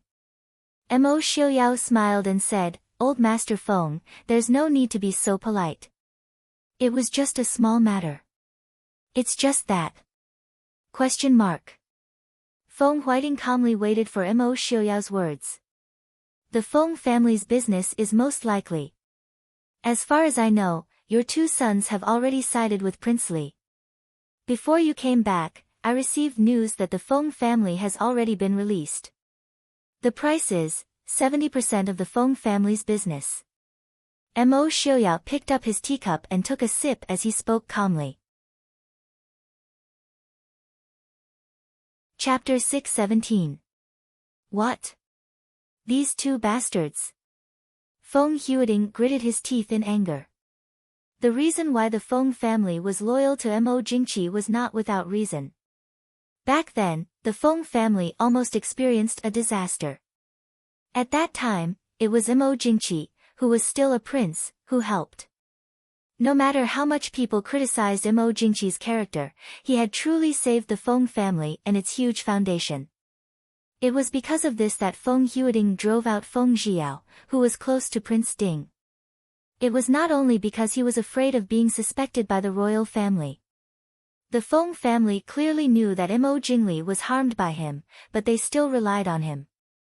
Although Feng Huiding was a businessman, he still maintained some integrity. In the eyes of Feng Huiding, this was ungrateful behavior. Mo Xiaoyao glanced at the silent empress with a faint smile and said, "Master Feng, you don't need to be angry. Speaking of which, your son is just thinking about the lives of the Feng family." Of course, he added fuel to the fire. He did not feel regret handing over more than half of the Feng family to Mo Jingli. Money could be earned at any time, but the people who earned money, the two legitimate sons of the Feng family, were enough. The one who was truly capable was the one in front of him. The Feng family only had its current power and wealth in his hands. Prince Ding's residence had a wide variety of businesses and there were countless of them. He could no longer trust Han Mingyue. Han Mingxi and Leng Haoyu were gradually struggling to cope. Moreover, the development of the Northwest had gradually begun to reach a bottleneck. He needed business geniuses very much. So, what was a Feng family? With enough talents, he would soon have 2, 3, or even 10 Feng families. Although the Mo family was not good at business, they never lacked money because they were better at using others to make money. Feng Huiding was able to make the Feng family flourish in his hands. Naturally, he was not stupid. He smiled helplessly and said, "I'm afraid that Prince Li has long set his eyes on the Feng family's businesses." Many people knew that the Feng family was the late emperor's people. Although Mo Jingli was not as suspicious as Mo Jingqi, he would never be at ease letting the Feng family out of his control. Not to mention the Feng family's coveted wealth. Rather than saying that the matter this time was caused by Feng Zhiyao, it was better to say that it was brought about by the Feng family's wealth. Mo Xiaoyao smiled and did not answer. He liked to talk to smart people. "Prince, noble consort Lu wants to see you." At the crescent door, Zhuo Jing reported. Mo Xiaoyao smiled at Feng Huiding and said, "Aren't we here now?" "Is Feng San is here?" "Shua. What's wrong with him?" the two voices asked in unison. Before they could finish speaking, the two of them looked at each other with awkward expressions. Yi Li smiled and patted the back of the empress' hand. "Zhuo Jing, if you say so, it should not be a big problem." But it was inevitable to suffer a little. Yi Li, of course, would not say that Mo Xiaoyao sent Qin Feng to take Feng Huiding away in advance to deal with Feng Zhiyao. This time, Feng Zhiyao caused a lot of trouble, which made Prince Ding very unhappy. If Feng San had told Mo Xiaoyao in advance, Missouri Xiaoyao would have just had to move his mouth. But now, so many things happened. Of course, the prince was unhappy. "Let's go. Let's see how daring noble consort Lu is to dare to detain I's people." Everyone present, except for Yi Li and Mo Xiaobao, couldn't help but tremble at the coldness in his voice. Even the youngest, Leng Junhan, cleverly hid her little head in Yi Li's arms. Yi Li picked up Leng Junhan and stood up. Mo Xiaoyao glanced at the little brat in his wife's arms. He snorted and reached out to pick him up. Leng Junhan hung in the air and stared blankly at a certain white-haired person. She pouted and reached out her little hand to Yi Li, "Auntie, hug." On the side, Zhuo Jing looked at the little dumpling in Mo Xiaoyao's arms with admiration. Who said that Leng Haoyu's son was timid? He clearly had the guts of a leopard. Mo Xiaobao also wiped his sweat. Little dummy Leng wouldn't be killed by his father, right? This was the first subordinate he planned to have in the future. In the main hall of Prince Ding Mansion, noble consort Lu sat on a carved sandalwood chair, deep in thought. Opposite her, the handsome young master Feng San was tied up and thrown into a chair. Behind Feng Zhiyao stood two tall men, one on the left and one on the right. Their eyes were reserved, and the meridians in front of their temples bulged slightly. It was obvious that they were internal experts. Originally, noble consort Lu would never bring Feng Zhiyao to the Prince Ding mansion. After all, Feng Zhiyao was one of her bargaining chips. But when she arrived at the Prince Ding mansion, she realized that without Feng Zhiyao, she couldn't enter the Prince Ding mansion at all. Feng Zhiyao leaned back in the chair. Being tied up like a dumpling made him very uncomfortable. Also, his body was whipped a few times, and it was burning with pain. Feng Zhiyao, who hadn't been injured for a long time, couldn't help cursing in his heart. The way he stared at noble consort Lu became even more vicious. He must kill this woman. After waiting for a long time, she didn't see Mo Xiuyao come, and no one came to serve her tea. Noble consort Lu was not in the mood to criticize the hospitality of the Prince Ding mansion. Her delicate eyebrows were tightly knitted, as if she was thinking about something important. Prince, Princess. Outside the door came the sound of the guards and maids saluting. Noble consort Lu raised her head. Her eyes brightened, and her hands in her sleeves clenched tightly. Mo Xiuyao and Yili came in side by side. Mo Xiuyao was holding a pink boy in white clothes. Beside Mo Xiuyao and Yili was the young master of the Prince Ding mansion, Mo Xiaobao, who made noble consort Lu gnash her teeth in hatred. Seeing noble consort Lu, Mo Xiaobao's eyes brightened. Noble consort Lu suddenly had a bad feeling. Before she could say anything, Mo Xiaobao said cheerfully, "Auntie, why are you here again?" "Auntie?" Leng Junhan tilted her head and looked at noble consort Lu curiously. She blinked her eyes in confusion. This auntie was very beautiful. She didn't look like the old auntie in the mansion at all. Idiot, little dummy Leng. The old auntie in the mansion is called Mama. This one is called Auntie. Mo Xiaobao said disdainfully. Obviously, little dummy Leng accidentally asked her question. Hearing Mo Xiaobao's nondescript explanation, and looking at noble consort Lu's expression, Yili couldn't help laughing secretly. Perhaps it was because Mo Xiuyao had suppressed him too much, but Mo Xiaobao's ability to spout nonsense improved by leaps and bounds. Now, even Yili couldn't tell if he was being serious or purposely trying to anger her. Prince Ding. Noble consort Lu's face darkened. If he kept talking, she was afraid that she really couldn't help but beat the little guy. Mo Xiuyao stepped into the hall indifferently. He put Leng Junhan on the chair beside Feng Zhiyao, glanced at the two people standing behind Feng Zhiyao, and said, "Get out." The two people moved, but found in horror that they couldn't move at all. They couldn't even move a finger, let alone do anything to Feng Zhiyao or the child who was looking at them curiously in the chair. They seemed to be stiff all of a sudden. Obviously, Prince Ding's skills were much higher than what they had imagined. Was this the strength of one of the four great masters? Sweat oozed from the two people's foreheads silently, as if it was raining. Chapter 618. Mo Xiuyao snorted. He turned around and pulled Yili to the main seat. After Mo Xiuyao walked a few steps away, the two men heaved a sigh of relief. When they found that they could move, they fell to the ground.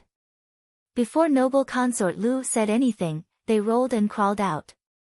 Leng Junhan sat in the chair and waved at Mo Xiaobao cheerfully. After receiving Mo Xiaobao's disdainful eye roll, she didn't care and curiously poked Feng Zhiyao, who was tightly tied up beside her. "Hey! Uncle Feng, what's wrong with you?"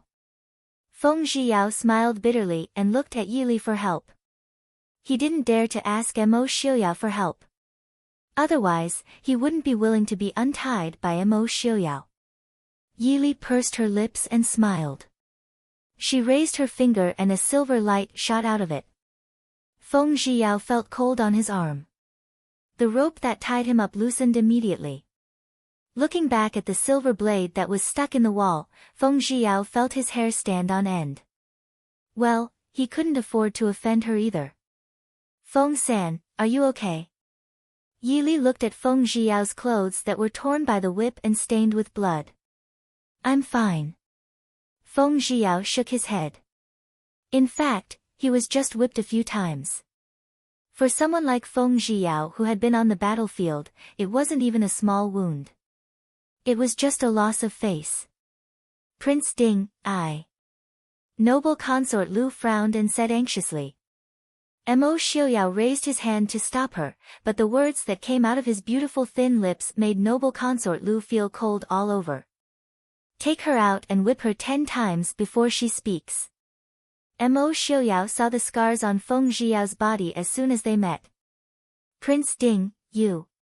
Noble consort Lu's face turned pale. What did you say? Mo Xiaoyao said indifferently, Feng San belongs to the Prince Ding mansion.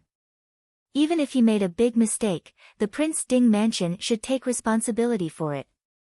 Since when was it up to you, a mere concubine of the inner palace, to decide? I don't care what you want to say. You have to take the whip. The guard outside the door heard the order and came in immediately. He walked to noble consort Lu without hesitation. The current noble consort couldn't be whipped. The consequences were serious. The consequences would be more serious if the prince got angry. These days, the prince was in a bad mood. Stop! Noble consort Lu shouted harshly, you can't touch me. I'm the current noble consort. Mo Xiaoyao pouted in disdain. You're the late emperor's concubine. So what if I whipped you? Who dared to save you? Your father. Mo. Or your father. I have something to tell you. It's something good for the Prince Ding mansion. You'll regret it if you don't listen. Noble consort Lu bit her lips, which were trembling because of fear, and said anxiously. Take her away. Don't make I say it again. Mo Xiaoyao said coldly. The 2 guards neatly dragged noble consort Lu out of the room, one on the left and one on the right. Noble consort Lu only knew a little martial arts. How could she defeat the 2 guards? She was dragged away almost without any resistance. After a while, the sound of a whip breaking through the air came from outside the door. Mo Xiaobao opened his eyes curiously. Why didn't she scream? Yili covered her face. Was it really okay to block the 2 children? Most importantly, why was Mo Xiaobao not only poking his head out fearlessly, but also Ling Junhan, who had always been obedient, opened her eyes wide with curiosity and excitement? Was there really a problem with the way she raised the children? When Leng Haoyu and Murong Ting came back, how was she going to explain that their obedient son had become so cruel? 10 lashes were actually very fast. In less than half an hour, noble consort Lu was dragged back and put back in the chair she was sitting in. But this time, her white clothes were stained with bright red blood. Noble consort Lu could no longer maintain her graceful sitting posture. She could only lie on the chair weakly. She looked much more miserable than Feng Zhiyao. Feng Zhiyao looked at noble consort Lu, who was even more miserable than him, with a happy face. He suddenly felt that the wounds on his body were not so painful. However, when he met Mo Xiaoyao's half-smiling eyes, Feng Zhiyao immediately shrank back without the courage to do so. He was still more miserable than noble consort Lu. He could foresee that the future waiting for him would definitely be full of disasters. Now, you can say it. Mo Xiaoyao seemed to be in a better mood. He took a sip of tea and said. Noble consort Lu was trembling in pain. How could she say anything else? She and Feng Zhiyao, who was thick-skinned, didn't feel any pain. Moreover, the guards of the Prince Ding mansion didn't mean to go easy on her at all. She could still sit here now because the people who beat her knew that she had to talk to the prince after the beating, so they were a little merciful. Noble consort Lu gasped. She looked at Mo Xiaoyao, who was holding a teacup and handing it to Yili, who was sitting next to him, with a smile in his eyes. Even when he was talking to her, he didn't look at her at all. She couldn't help but feel cold all over. You are so cruel, Mo Xiaoyao raised his eyebrows. I didn't come here to listen to your nonsense. After suffering so much, if noble consort Lu still didn't know that the previous method didn't work on Mo Xiuyao, then she really lived for decades in vain. Clenching her teeth, noble consort Lu said, I can help you take down the 3 prefectures in the north of Dechu state and the northern tribes without any effort. Oh. Mo Xiuyao glanced sideways at her and looked at her suspiciously. Seeing this, noble consort Lu knew that Mo Xiuyao was interested. She was delighted and said in a low voice, but I have a condition. Mo Xiuyao leaned back slightly and leaned on Yi Li. He asked, let's hear it. I want you to marry me as your concubine. Puff, Feng Zhiyao coughed again and again. He looked at the woman in front of him with resentment. He hadn't drunk a mouthful of water for a day and a night. This woman actually made him choke. Yi Li couldn't help but fall back. Mo Xiuyao, who was leaning on her, could only sit up and turn around to hold her slender waist and pull her close. Li.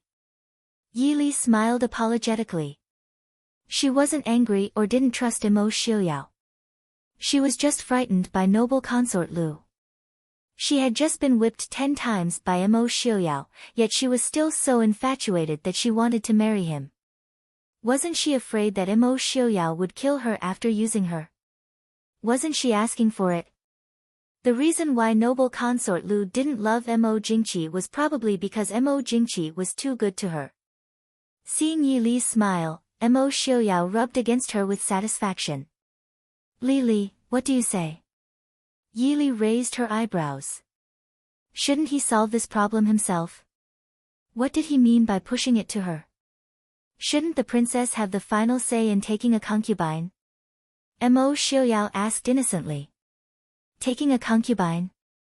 Yi Li narrowed her eyes. Her voice was calm and contained a smile. Prince wants to take a concubine. I am a good husband.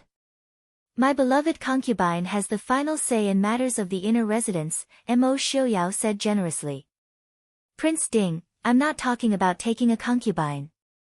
Noble consort Lu's face was livid. I want you to marry me, as an equal concubine. Originally, she wanted to say the official concubine, but seeing Prince Ding's attitude towards Yi Li, she knew it was impossible. Noble consort Lu decided to take a step back. As long as she became Prince Ding's concubine, then, tch. Feng Zhiyao sneered. Noble consort Lu, don't tell me you don't know. This equal concubine to the official concubine is the same as noble consort to the empress. They're both concubines. Noble consort Lu's eyes sharpened. She stared at Feng Zhiyao fiercely. Feng San, shut your stinky mouth. Otherwise, I will ruin your reputation with her. Feng Zhiyao raised his eyebrows. Ruin my reputation? Just like you, noble consort Lu. You personally went to the prince's house to force him to take you as a concubine? Ah, let me think. You used the land of the 3 prefectures in the north of Dechu state as a bargaining chip. What's this called again? Treason. Noble consort Lu trembled with anger. She wanted to get up, but the pain in her body made her unable to move. She took a few deep breaths to suppress the anger in her heart. She looked at Mo Xiuyao and said, Prince Ding, what do you think? Mo Xiuyao said calmly, I never care about matters of the inner residence. Feng Zhiyao snickered. What an interesting way to put it. Did the Prince Ding mansion have matters of the inner residence? Noble consort Lu thought she understood what Mo Xiuyao meant. It was up to Yi Li to decide whether to marry her or not. This made noble consort Lu very unhappy. But since Mo Xiuyao said so, noble consort Lu could only comfort herself that it was because of Prince Ding of the Su family that he gave face to Yi Li. She raised her chin slightly and looked at Yi Li proudly. Miss Yi, you must know that I have benefits for the Prince Ding mansion and the Mahist army, right? Yi Li raised her eyebrows and stopped Mo Xiaobao, who wanted to jump up. She smiled faintly and said, with noble consort Lu's brain, you can't think of such a thing, right? Let me guess whose idea it was. Tan Jiji. Looking at noble consort Lu's gloomy face, Yili smiled faintly and said, Tanjiji is now in the hands of the Prince Ding mansion. Does noble consort Lu think it's interesting to use this to negotiate? But I still have to thank noble consort Lu for providing such interesting information. In addition, seeing that noble consort Lu wanted to interrupt, Yili lowered her voice and said, the 3 states that noble consort Lu mentioned are all connected to the northern tribes. The border is thousands of miles long. Once the Mahist army takes over, they will have to face the attack of the northern tribes and the condemnation of the people of the Dechu state. Noble consort Lu, do you want to help the Prince Ding mansion or do you want to harm the Prince Ding mansion? Noble consort Lu opened her mouth but didn't say anything. She really didn't understand these things. She just thought about it after listening to Tanjiji's analysis. You're talking nonsense. Why would the Mahist army be afraid of the northern tribes and a group of common people? Noble consort Lu said with a pale face. Yili smiled and didn't say anything else. It was a waste of time to talk about the people's hearts with this woman who was crazy for a man and didn't care about anything else. Raising her hand and gently twirling the hair around her ear, Yili looked at noble consort Lu and said faintly, it seems that noble consort Lu can't come up with any constructive ideas. Then please go back. If you don't have the ability, don't think about other people's men. If you really need something, there's a Qing Feng restaurant in the west of the city. Cough, cough, cough. Feng Zhiyao put down the teacup with a twisted face and looked at Yili with a frightened face. Qing Feng restaurant, that's a men's restaurant, right? How did you know, princess consort?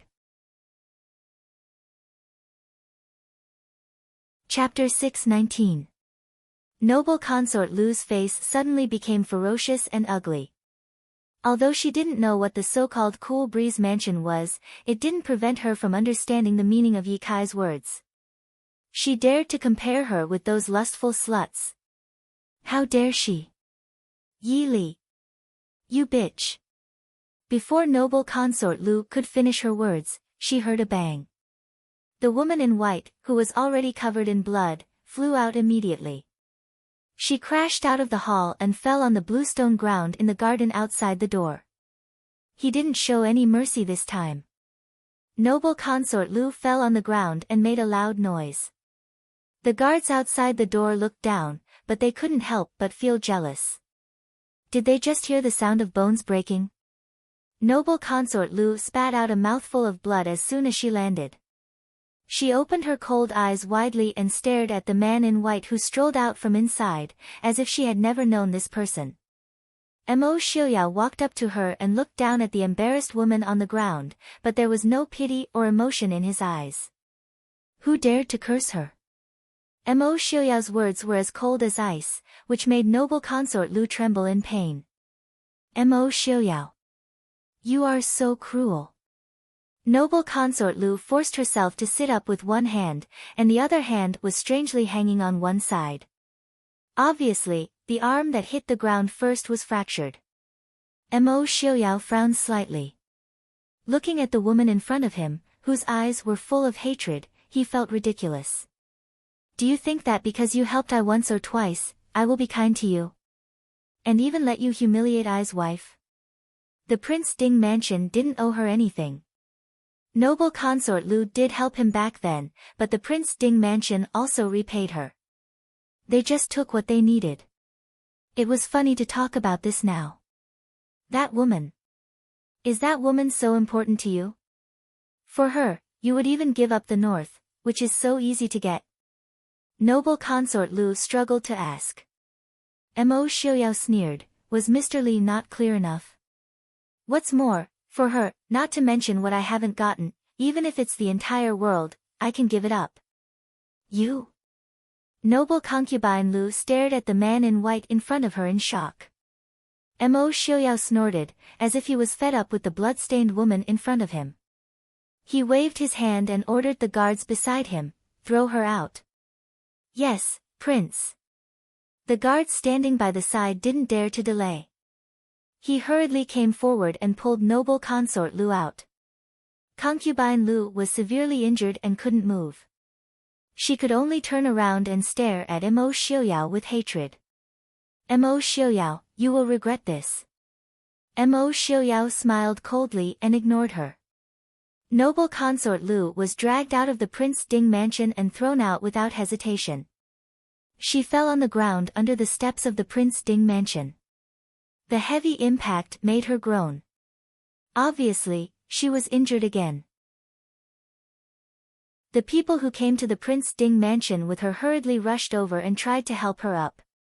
A few of them helped her up, which made her feel so painful that she wanted to die. She couldn't help but shout angrily, "Get out of my way." Everyone was shocked. They didn't understand how noble consort Lu could be injured like this after a trip to the Prince Ding mansion. Fortunately, the Prince Ding mansion was located in the area where the nobles of the Chu capital lived. At this time, there weren't many people on the street. Otherwise, the royal family's reputation would be completely lost. Noble consort Lu struggled to stand up from the ground with difficulty. She was stunned. At the corner of the street not far away, a 12 or 13-year-old young man in brocade clothes was looking at her silently with a gloomy face. "Noble consort, it's the King of Qin." The maid beside her reminded her in a low voice. "My son." Noble consort Lu called him softly.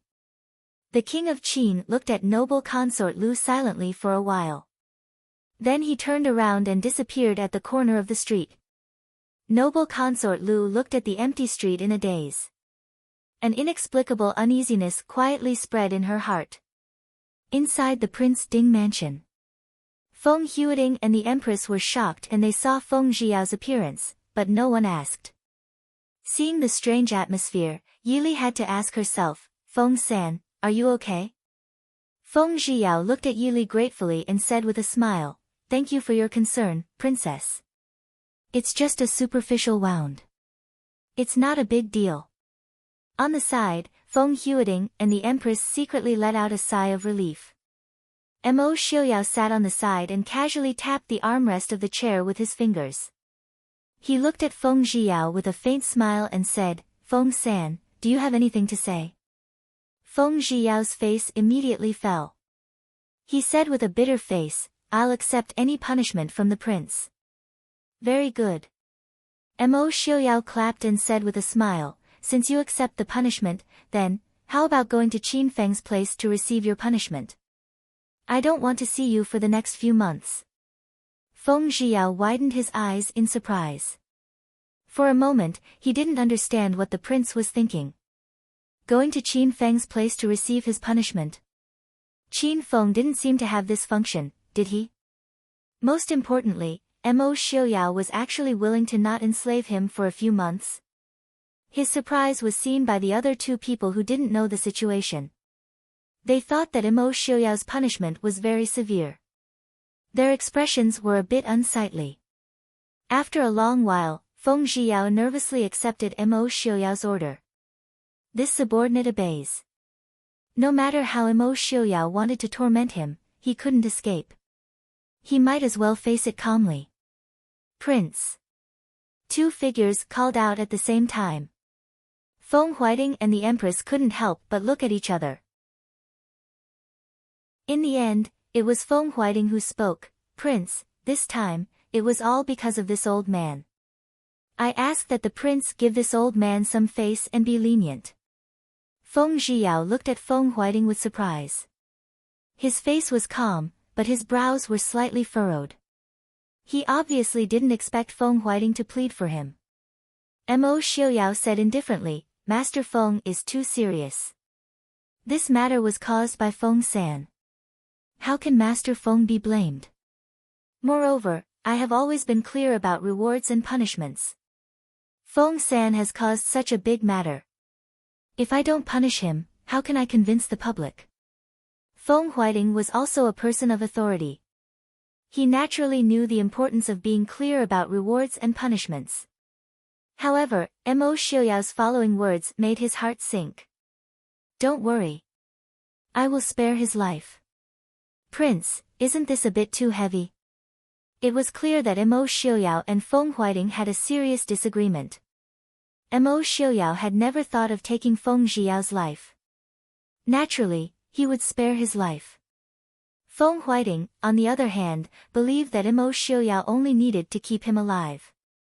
Taking a deep breath, Feng Huiting said seriously, "Prince, no matter what, Feng Zhiyao is this old man's son. Now that he has made a mistake, I, as his father, should punish him." Mo Xiuyao raised his eyebrows in surprise. He looked at Feng Huiting and said, "I remember that the Feng family has already expelled Feng San from the family. His name hasn't been removed from the genealogy." Feng Huiting said firmly. As long as Feng Zhiyao's name was still on the genealogy, Feng Zhiyao would always be a descendant of the Feng family. Mo Xiuyao pondered for a moment, then shook his head. "It still won't do. Feng Zhiyao is already 30 years old. He has long been able to take responsibility for his own actions. Moreover, this matter is official and not family matters.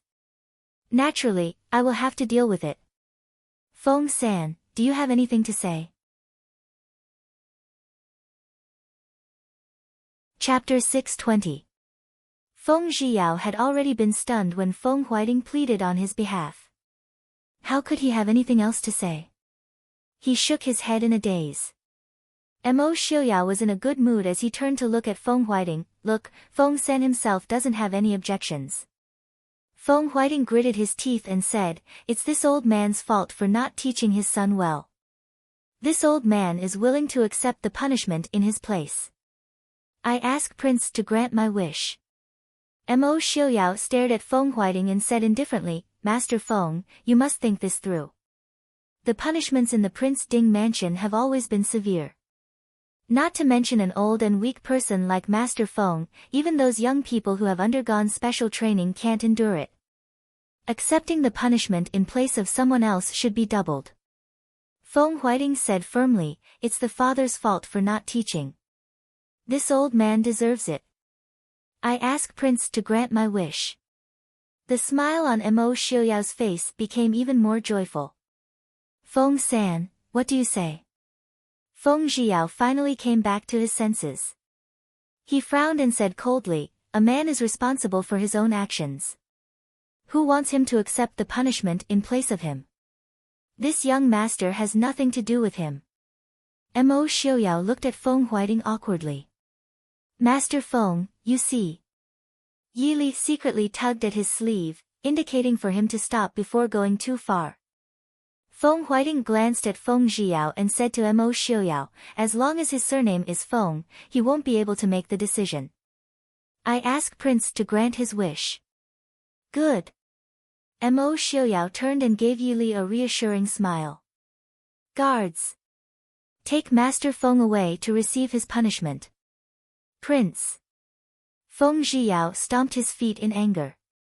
Of course, he knew that Mo Xiuyao wouldn't really torture him to death. However, the possible punishment didn't mean that his father, who was nearly 60 years old, would be able to endure it. The guards outside had already come in and escorted Feng Huiting away.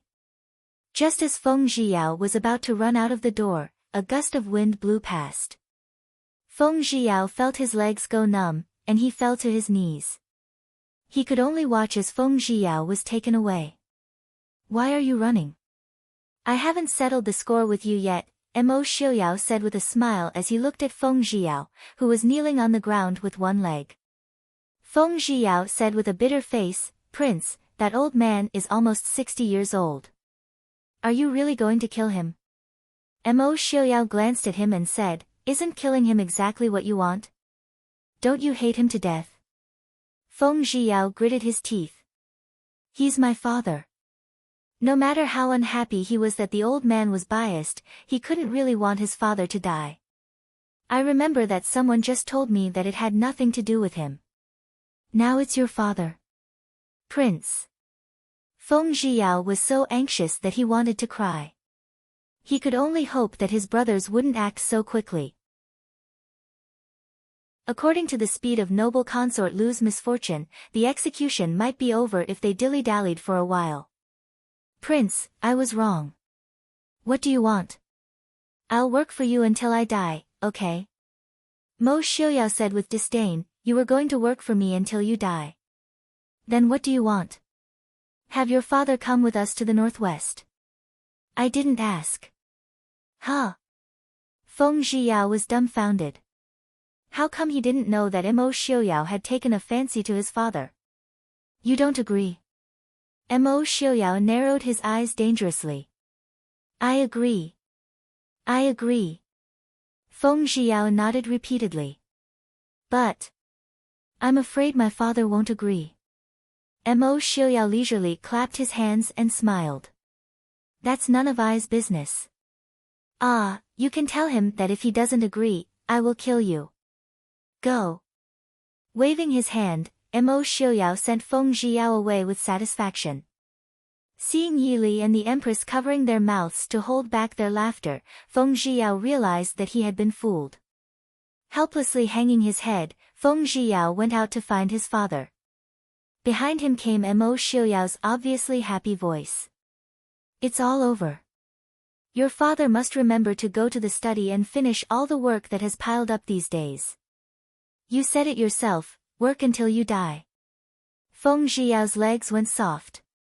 He was a pig's brain. Watching Feng Zhiyao leave with a smile, Yi Li looked at Mo Xiaoyao and said helplessly, why did you have to tease him like that? Mo Xiaoyao coldly snorted and said, tease him? I didn't tease him. If he doesn't help me out in these few months, I will let him down. Yi Li shook her head and asked, do you think Feng Zhiyao can persuade Master Feng?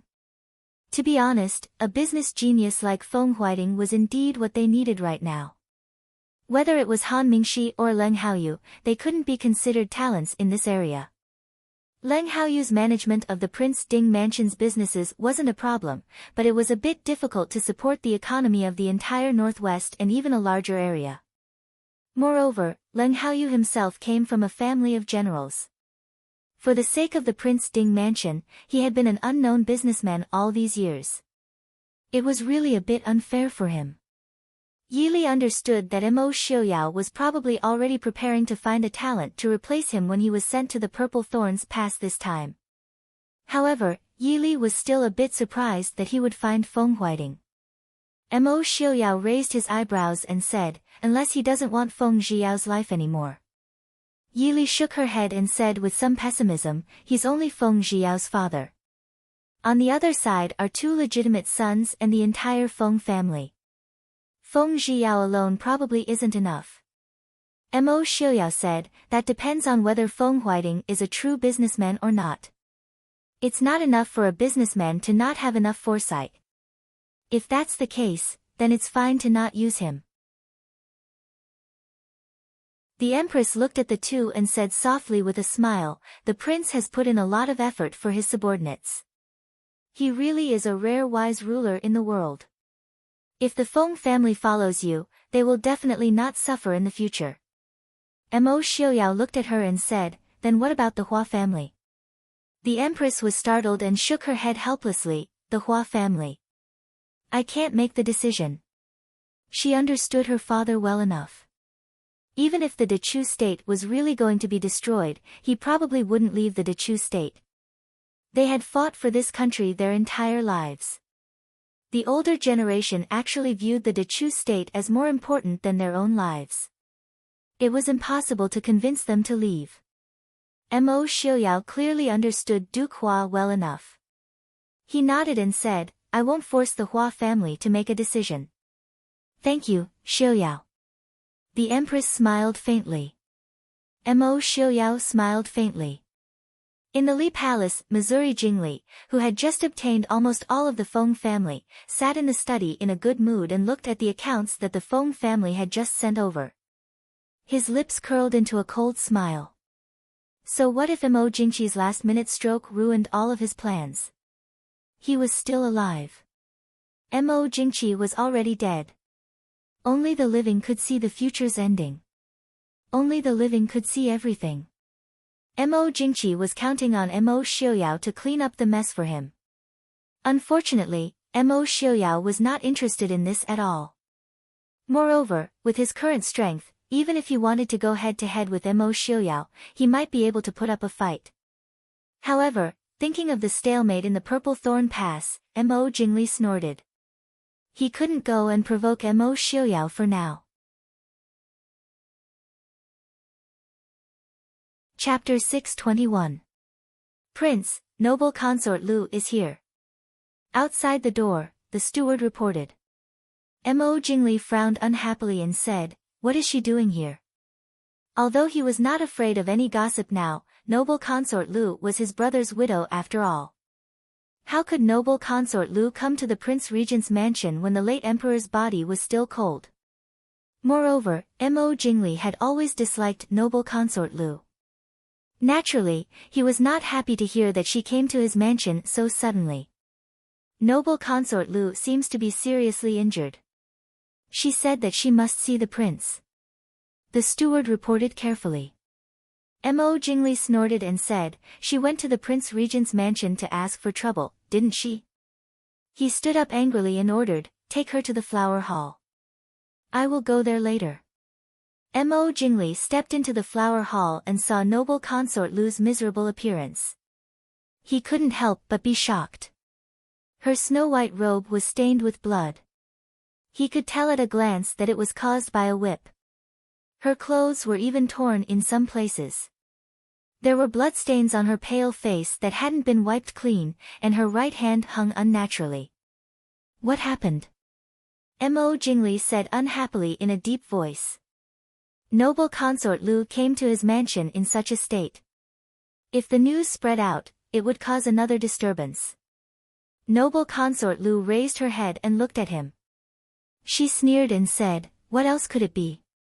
Don't you know it? Mo Xiaoyao did it."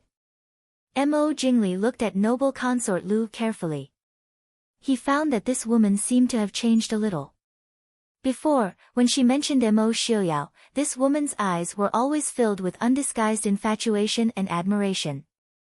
But now, they were filled with hatred. Although there was still some infatuation in the depth of her eyes, Mo Jingli believed that at this moment, noble consort Lu hated Mo Xiaoyao more than she loved him. Mo Jingli sat down opposite her and said indifferently, "I warned you long ago. Don't mess with Mo Xiaoyao. You should understand now, right?" In this lifetime, other than Yi Li, which other woman had Mo Xiaoyao been so affectionate towards? Even Su Zuidi. Didn't she also die in the hands of Mo Xiaoyao? Don't compare that woman with I. Noble consort Lu said with disgust. Mo Jingli curled his lips and thought to himself, "Do you think you're any better than Su Zuidi?" Mo Jingli didn't bother to pay attention to her thoughts. He asked impatiently, "What are you doing here instead of going to the Lu family?" Noble consort Lu looked down and said calmly, "The Lu family? Ha! Earlier, my father told me that he planned to betroth my little niece to King Li. Prince Li had good luck with women. My little niece is indeed a budding beauty. She can be considered one of the top beauties in the capital." Mo Jingli frowned, but he soon understood what noble consort Lu meant and what the Lu family was planning. He stared at noble consort Lu and said, "What do you want to do?" Noble consort Lu said with a smile, "I know you want the Lu family to support you, but you don't want to be controlled by the Lu family. I can help you get the Lu family in one piece. You don't have to marry the Lu family." "What's the condition?" Mo Jingli asked directly. Noble consort Lu naturally wouldn't help him for no reason. Noble consort Lu said with a smile, "Prince Li is really straightforward. The condition is, I want you to help me kill Yi Li." Mo Jingli was startled. He looked down and said, "Kill Yi Li? Am I crazy? Killing Yi Li will lead to Mo Xiaoyao's revenge? Who can bear it?" When Yi Li fell off the cliff, Mo Xiaoyao decisively cut off all ties with the Dechu state. Not only did he occupy a large piece of land in the northwest of the Dechu state, but he also almost caused a great disaster. After so many years, of course Mo Jingli could find out some of the things that happened in the past. After Yi Li fell off the cliff, Mo Xiaoyao's health was very bad. Otherwise, Mo Xiuyao would have dared to attack the Dechu state. Not to mention that they already had a child now.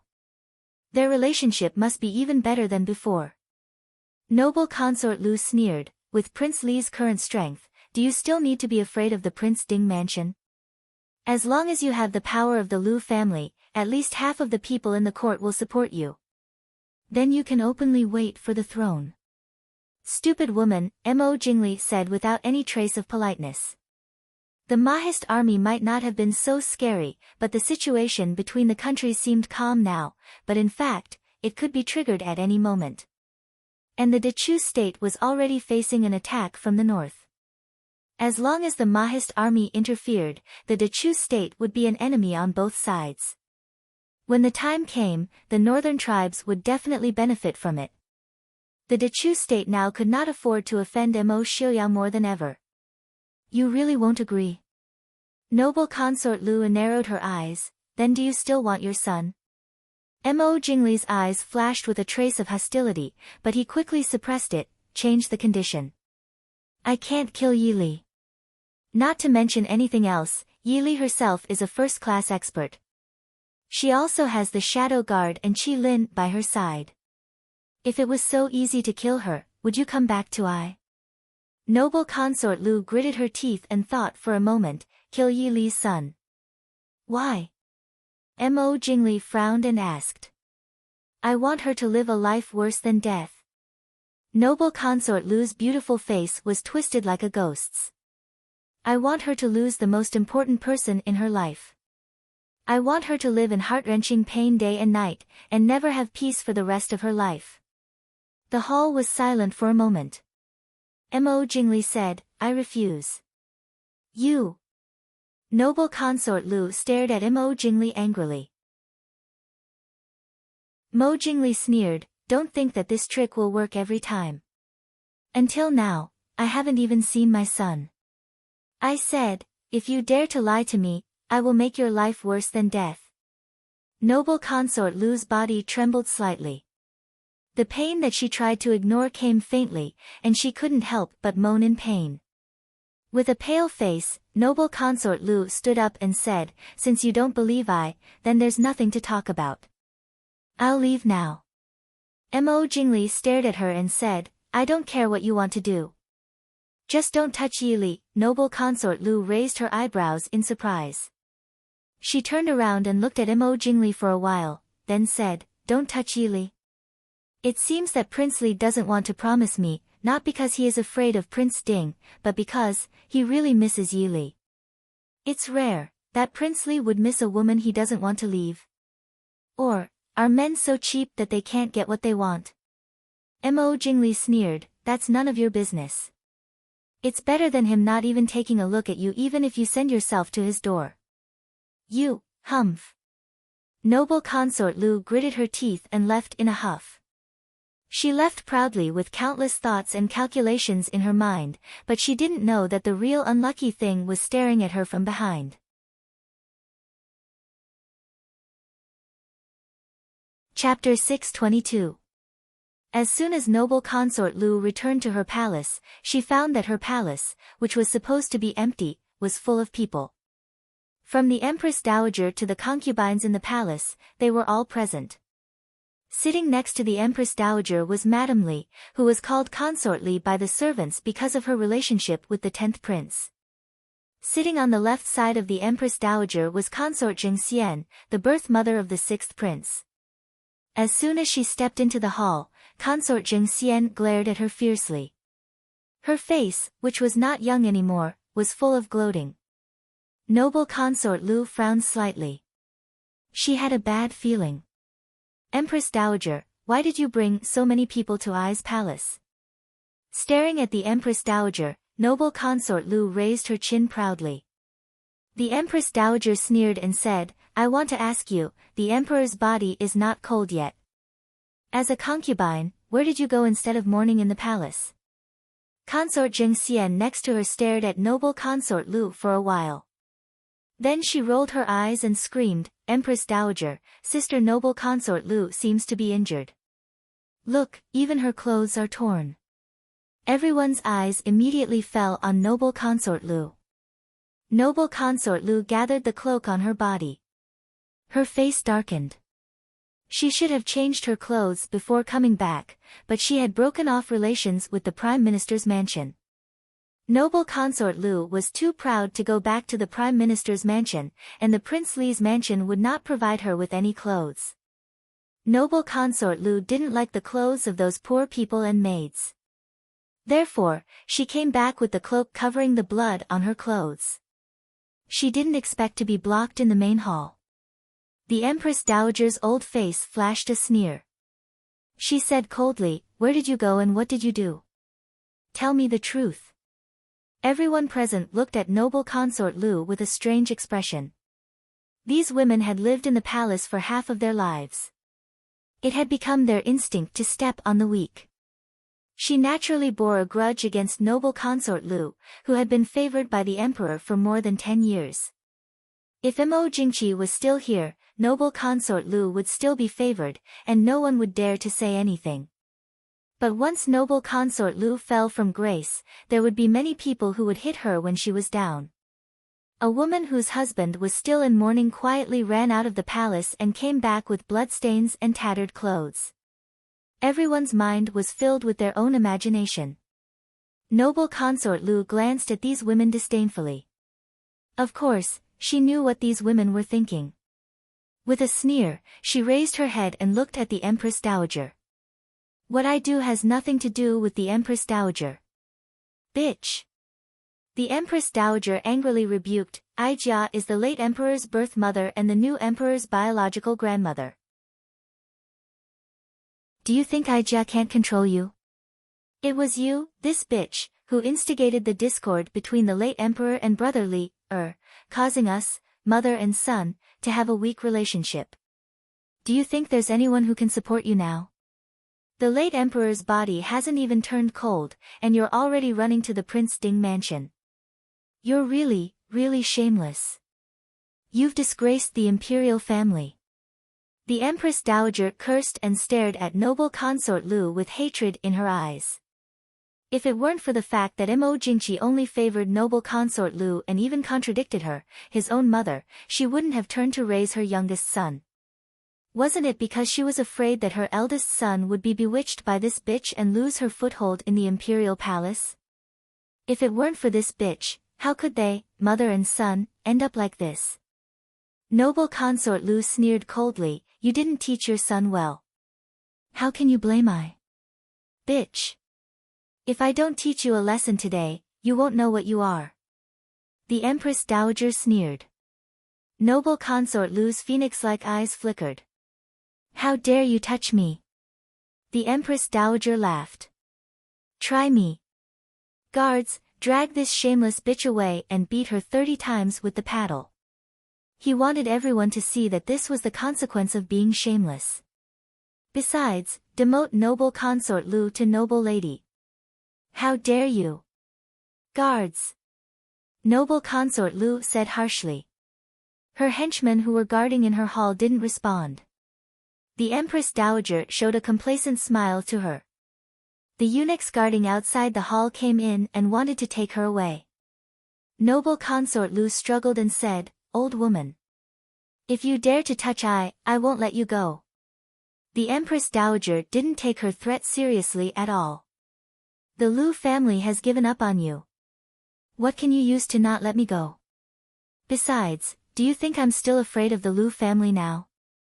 Noble consort Lu was stunned. She looked at the Empress Dowager, who seemed to be winning and didn't seem to be in a panic these days. She knew that the Empress Dowager might have gotten some bargaining chips. Otherwise, the Empress Dowager wouldn't dare to be so rude to her. "If you dare to touch I, take her away. Beat her," the Empress Dowager said. Soon, the sound of the paddle came from outside the hall. It was very clear in the empty hall. The timid concubines in the hall had already turned pale. The Empress Dowager was drinking tea peacefully.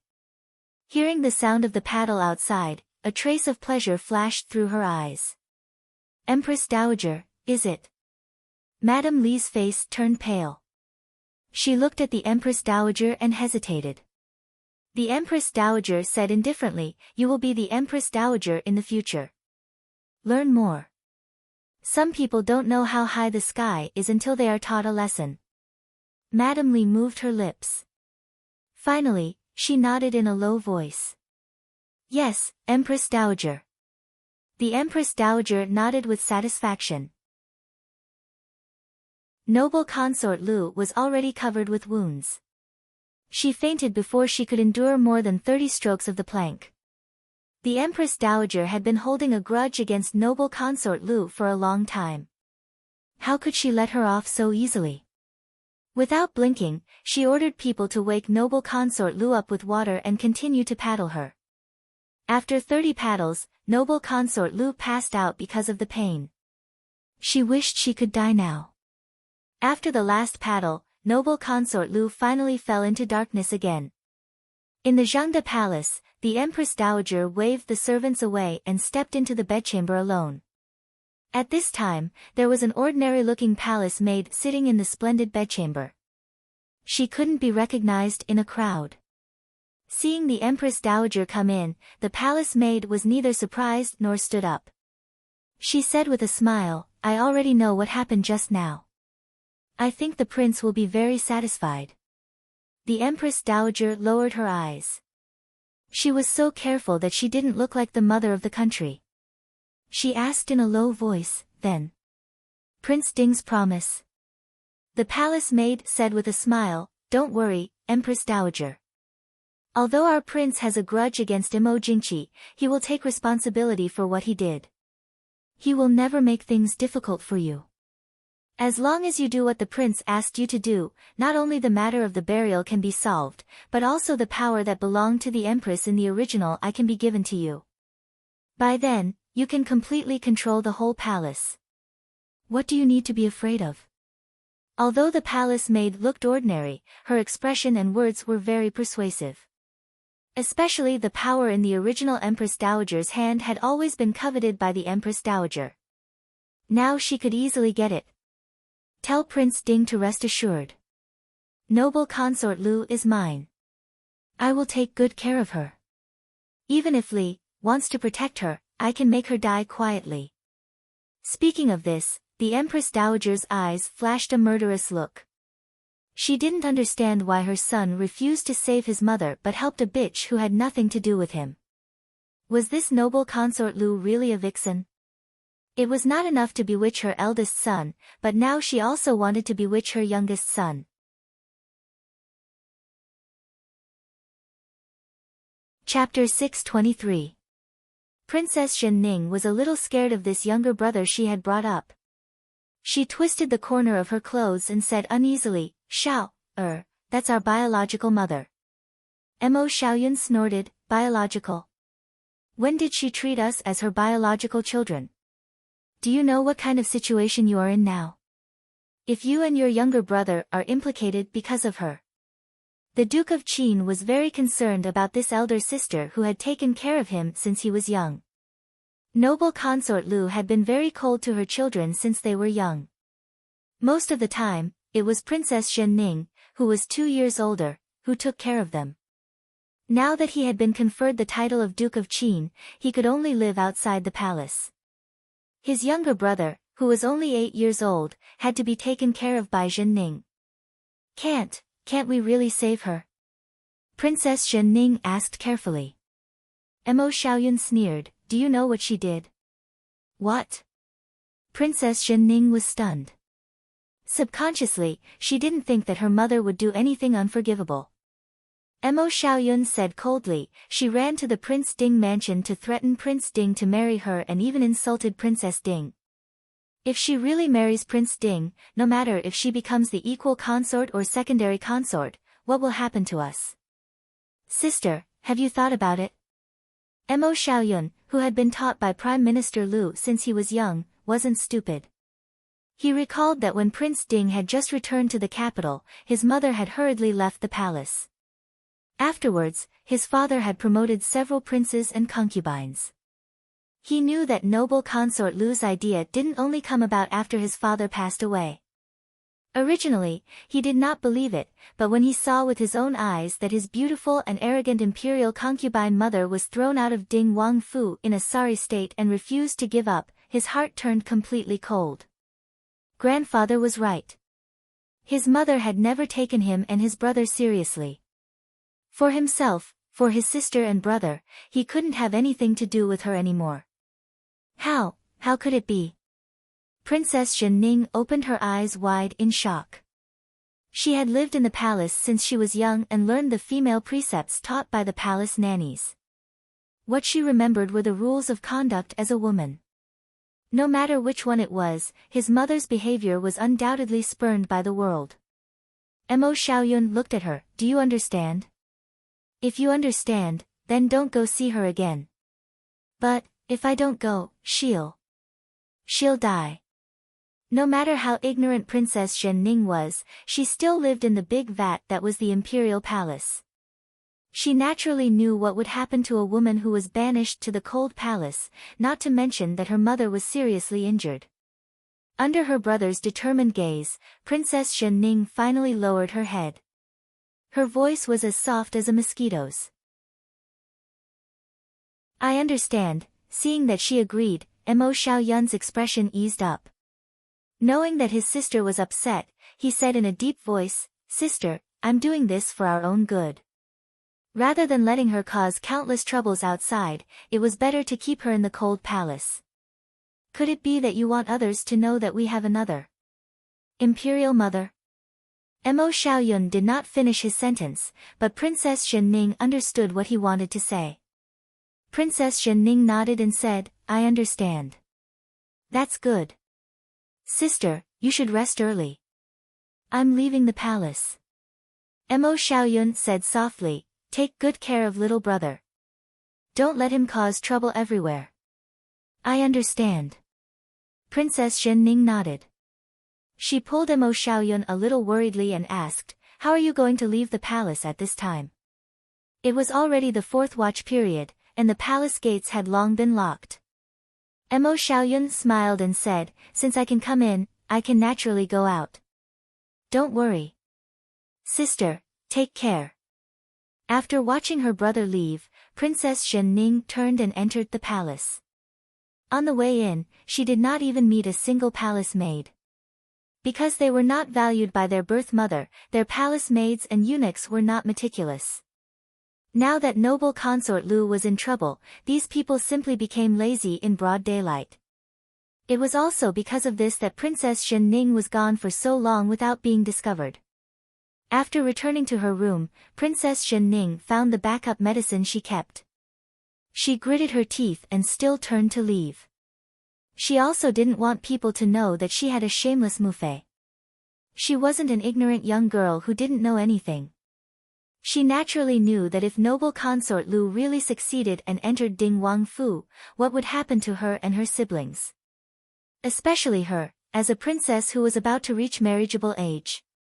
It was impossible for their mother to take them to the Prince Ding mansion, and as princes and princesses, it was also impossible for them to go to the Prince Ding mansion. But even so, they could not let their mother die because her injuries could not be treated. After delivering the medicine, they should go back. Princess Zhenning thought silently in her heart. I'm afraid she won't be able to live. A faint voice entered Princess Zhenning's ears. Princess Zhenning jumped in fright and hurriedly hid behind a flowering tree by the roadside. It was the end of the month. The crescent moon was dim and did not leave any trace as she hid in the shade of the tree. A pair of night patrolling eunuchs slowly came from not far away. Perhaps it was because it was easy to fall asleep late at night, the two eunuchs began to gossip as they walked. That's natural. Don't look at that person who used to be the most favored in the 6 palaces. Now that the late emperor has passed away, he even offended the Empress Dowager. I heard that Zhengde Palace has sent word that that person must be put to death. Pooh, don't talk nonsense. If it gets out, Zhengde Palace's eunuch Feng is my godfather. How could his words be false? That's true. Eunuch Feng is the Empress Dowager's right-hand man. I heard that Zhengde Palace is going to be overturned. Isn't that so? I heard that person offended Prince Ding. Sigh, have you heard about that? His companion on the side revealed a tacit smile. How could I not have heard? I'm afraid it's already spread throughout the imperial city. It's just that they don't dare to casually spread it out because they're worried about the imperial family's reputation. Who doesn't know that Prince Ding is devoted to the princess consort? After all these years, he hasn't even had a bed warmer. This matter In the past, that person was always as cold as ice, but I didn't expect. The words that followed were somewhat unbearable to the ears. Fortunately, the two eunuchs gradually walked away. Under the dim moonlight, the delicate young girl's face was pale as she looked at the small path that was already devoid of people, trembling slightly. Chapter 624. What are you doing here? Noble consort Lu, who couldn't sleep because of the pain, raised her head and saw Princess Zhenning standing at the door, looking at her with a pale face. Princess Zhenning walked in and silently placed the medicine bottle beside the bed. Noble consort Lu glanced at her and said indifferently, "Apply medicine for me." Princess Zhenning bit her lip, wanting to say something. Seeing noble consort Lu lying on the bed with blood, she still went to treat her wounds first. Noble consort Lu's injuries were extremely serious. Not only did she get beaten until she was covered in blood, but she also got whipped in the Prince Ding mansion. Originally, although she was in pain at the Prince Ding mansion, it was still bearable. However, after coming back, it gradually became more and more painful, as if the pain had reached her bones. This made noble consort Lu extremely painful. Noble consort Lu, who knew a bit of martial arts, guessed that it was very likely that the guards of the Prince Ding mansion secretly did this to her. When she thought of this, her hatred for Yi Li and the Prince Ding mansion grew even stronger. Princess Zhenning carefully tore apart the already tattered clothes on her body. As a princess, she didn't know how to deal with these things, so it was inevitable that she hurt noble consort Lu. Fortunately, noble consort Lu also knew that she couldn't find anyone else to help her, so she could only grit her teeth and endure. After cutting open the clothes that were stained with dark red blood, the mangled flesh in front of her eyes almost made Princess Zhenning want to vomit. She could only hurriedly clean the wounds with trembling hands and apply medicine. Then she began to treat the whip wounds that didn't look too serious. After taking care of these, the delicate girl's face was already covered in sweat. The medicine that Princess Zhenning brought was top-grade healing medicine. Although it still hurt after the medicine was applied, noble consort Lu gradually felt that it was bearable. She lay on the bed and closed her eyes drowsily. You can go back. Come back tomorrow night and bring some clean clothes over. Princess Zhenning bit her lip and said in a small voice, Mother, Zhenning can't come tomorrow. What do you mean? Noble consort Lu opened her eyes and asked coldly. Princess Zhenning said, when I went back just now, Zhenning ran into Xiao. Mother. Mother, you have to be careful. Imperial grandmother wants to kill you. Noble consort Lu stared at her daughter and asked, who told you that? Princess Zhenning shook her head and said, I heard it from a passing eunuch in the imperial garden just now. She said, Imperial mother, you have offended Prince Ding and the Empress Dowager. The Empress Dowager wants to kill you. Concubine Lu squinted her eyes, gritted her teeth and said, it is him. What did your brother say? Princess Zhenning shook her head and refused to speak. How could noble consort Lu not understand? Although there was a flash of depression in her heart because of her son's heartlessness, she quickly threw it to the back of her mind. He looked at Princess Zhenning with a faint smile and said, now that I'm in trouble, you siblings are afraid that I'll implicate you, so you want to draw a clear distance from me, right? Princess Zhenning looked sorrowfully at the woman in front of her, who was smiling like a flower but made her feel cold for no reason. Perhaps it was because of this that they wanted to distance themselves from each other, but it was more because of their own mother's heartlessness. And the things she had done, as children, how could they accept it? Soon, noble consort Lu stopped smiling. She looked at Princess Zhenning and sighed softly. She said with a heavy heart, I understand why you're doing this. As your imperial mother, I've never doted on you two since you were young. You two should take care of yourselves. Imperial mother. Princess Zhenning looked at her sadly.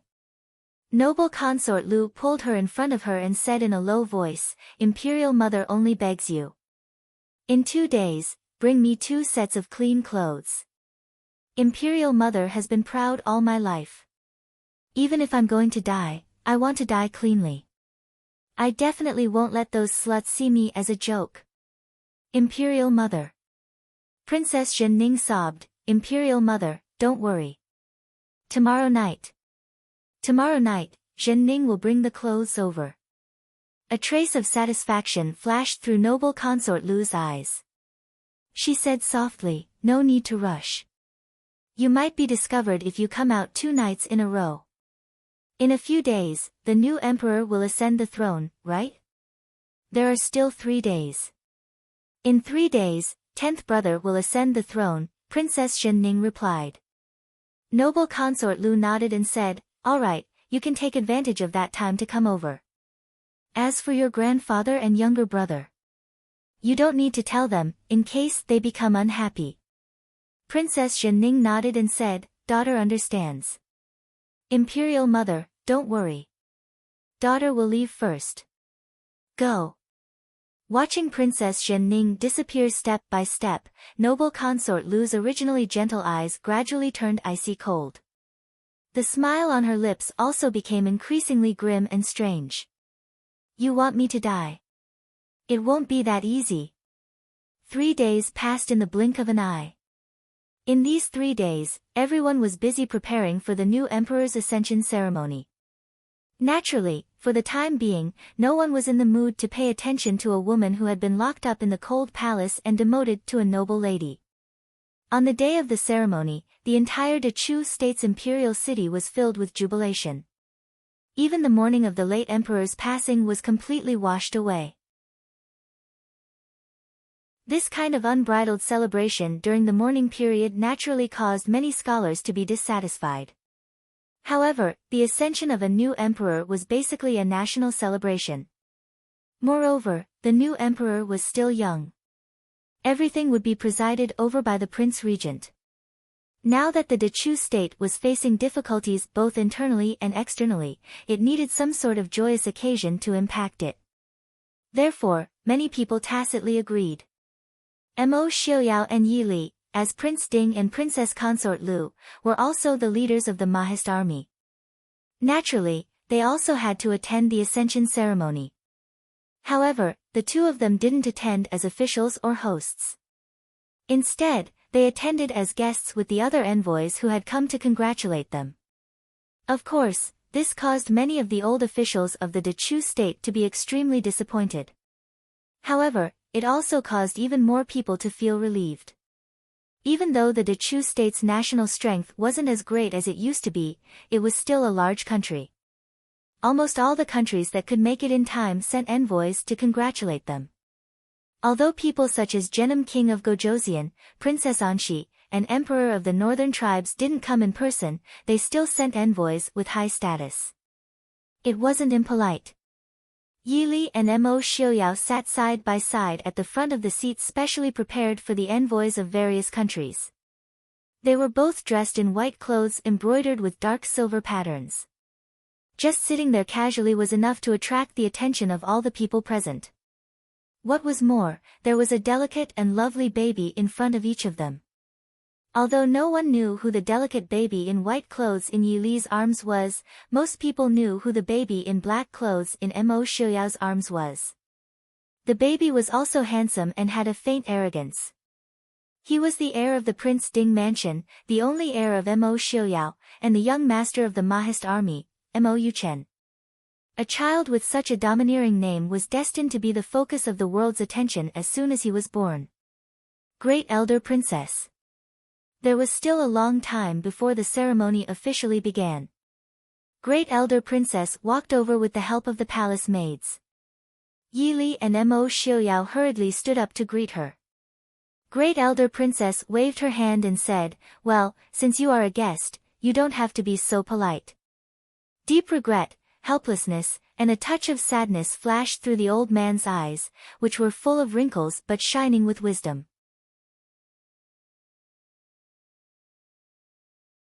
Chapter 625. Yu Chen, do you still remember me? Great Elder Princess looked lovingly at Mo Xiaobao, who was held in Mo Xiaoyao's arms, and asked with a smile. Mo Xiaobao blinked and nodded, "Nice to meet you, Princess." "Ah." Great Elder Princess replied happily, "Yu Chen, do you still remember me? Why don't you come to play with me? Do you dislike me because I'm old?"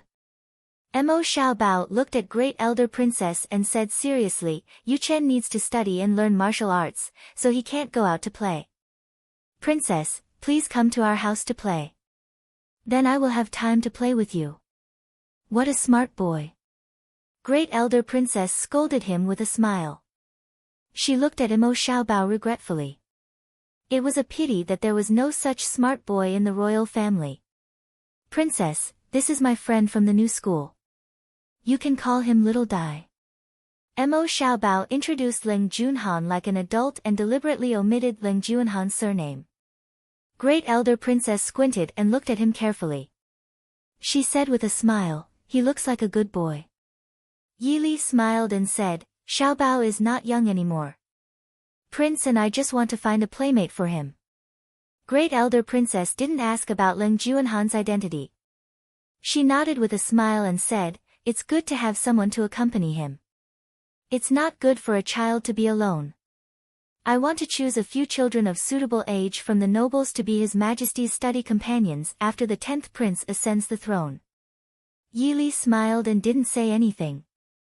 Great Elder Princess's idea was certainly good. If the 10th prince had the ability, these children would become his confidants in the future. But it was not so easy. Since they came here as guests, they naturally couldn't ask about many things. Great Elder Princess just said it casually. She was also involved in political affairs in her early years. She was not a woman who was raised in the palace and knew nothing about the world. She naturally understood the current situation and difficulties. "Xiaoyao, I heard that you intend to protect the Zhangde Palace." Great Elder Princess looked at Mo Xiaoyao and asked. Mo Xiaoyao said with a smile, "Princess, where did you hear this rumor? What does this matter have to do with our Prince Ding mansion?" Since Xiaoyao said that he won't interfere, he naturally means what he says. Great Elder Princess had watched him grow up, so it was not easy to fool him. She stared at him and said, "Tell me the truth. Why do you keep her alive? I don't believe you have any feelings for her." Mo Xiaoyao lowered his eyebrows and smiled. He didn't try to hide anything and said lightly, "No matter how close Imperial Aunt is to the new emperor, she lives outside the palace and is beyond her reach. The new emperor needs someone to protect him, or else." "Her?" Great Elder Princess asked with a frown. Mo Xiaoyao laughed and said, "As long as she knows that she will only be well if the new emperor is well, of course it's fine." Although the one in Zhangde Palace is not familiar with politics, she has been in the palace for her entire life. "I'm afraid that she is more experienced than you, Imperial Aunt." Back then, she was able to protect those two brothers in that kind of environment until they grew up safely and ascended to the position of Empress Dowager. Imperial Aunt knows that she can't do it this time. Great Elder Princess seemed to be convinced by him and nodded. Even so, why does Xiaoyao care so much about the new emperor? Mo Xiaoyao laughed loudly and said, "I just don't like Mo Jingli." After this period of time, there is little affection left between them. As long as Imperial Aunt can give her a satisfactory bargaining chip, as long as she is still alive, Mo Jingli will always be princely. Hearing this, Great Elder Princess was thoughtful.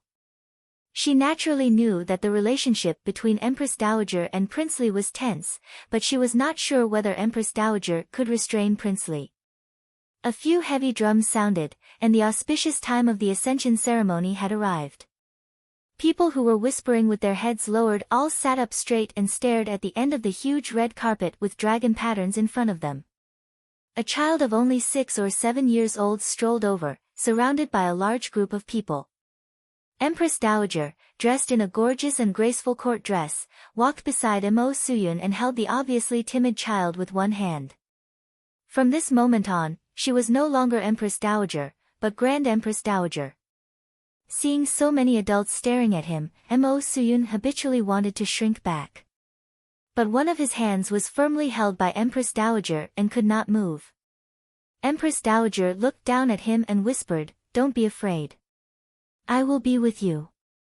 The little child, dressed in a bright yellow dragon robe, looked pitiful as if he had been abandoned. But he did not cry on such an occasion as he had made some progress. Empress Dowager's eyes flickered, and she reminded him faintly, "Do you remember what Great Elder Princess taught you?" "Yes." Mo Suyun whispered and looked at Imperial Grandmother in front of him with some fear. It seemed that thinking of the very amiable Great Elder Princess gave him more courage, and he nodded seriously. Empress Dowager said, "Good. Let's go. Great Elder Princess is also looking at you." Mo Suyun nodded his head and allowed the Empress Dowager to lead him to the high and mighty dragon throne. Although he was still very scared, he didn't just want to run away like he did before. When passing by Great Elder Princess, Mo Xiaoyao, and Yi Li's table, Mo Suyun's eyes lit up and he looked at Great Elder Princess and wanted to say something. Great Elder Princess smiled at him lovingly and shook her head. The child bit the corner of his lips with some grievance and followed Empress Dowager forward.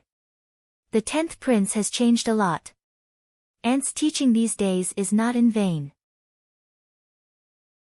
Yi Li sighed in a low voice. Great Elder Princess shook her head and said, "He is still far away." He was indeed better than a few days ago, but he still had a long way to go to become the emperor of a country. On the way, he needed the guidance and support of wise teachers. No one could be born to be a wise emperor. But she did not know whether those people would give him this opportunity. Mo Suyun was led by Empress Dowager up the high steps, and officials of the Ministry of Rites and the Imperial Astronomer were carrying out various complicated ceremonies. Even from a distance, Yi Li could see that the child's little body was tense and he was so tired that he was about to fall. However, he did not cry or say anything. Instead, he held on silently. Yi Li looked around and asked with some confusion, "Why didn't Madame Li come?" Madame Li was the birth mother of the new emperor. After the new emperor ascended the throne, she would be the Empress Dowager. It was impossible for her not to come to such an occasion. Great Elder Princess shook her head and said, in order to make the child obedient, Prince Regent had Madame Li locked up. Speaking of this, Great Elder Princess frowned and looked at Mo Jingli who was sitting in the front in the distance, her eyes full of disapproval. When the new emperor ascended the throne, he put his birth mother, the Empress Dowager, under house arrest. Even if Prince Regent did this for the sake of the smooth ascension ceremony, he had gone too far. The ceremony, which lasted for nearly 2 hours, finally ended. The exhausted new emperor was taken away to rest. Then it was time for the banquet. The new emperor was young, so it was naturally presided over by Prince Regent Mo Jingli. Seeing Mo Jingli raise his glass to toast the guests and courtiers in high spirits, everyone could clearly feel that the vast land of Dechu State belonged to Prince Li, at least for the time being.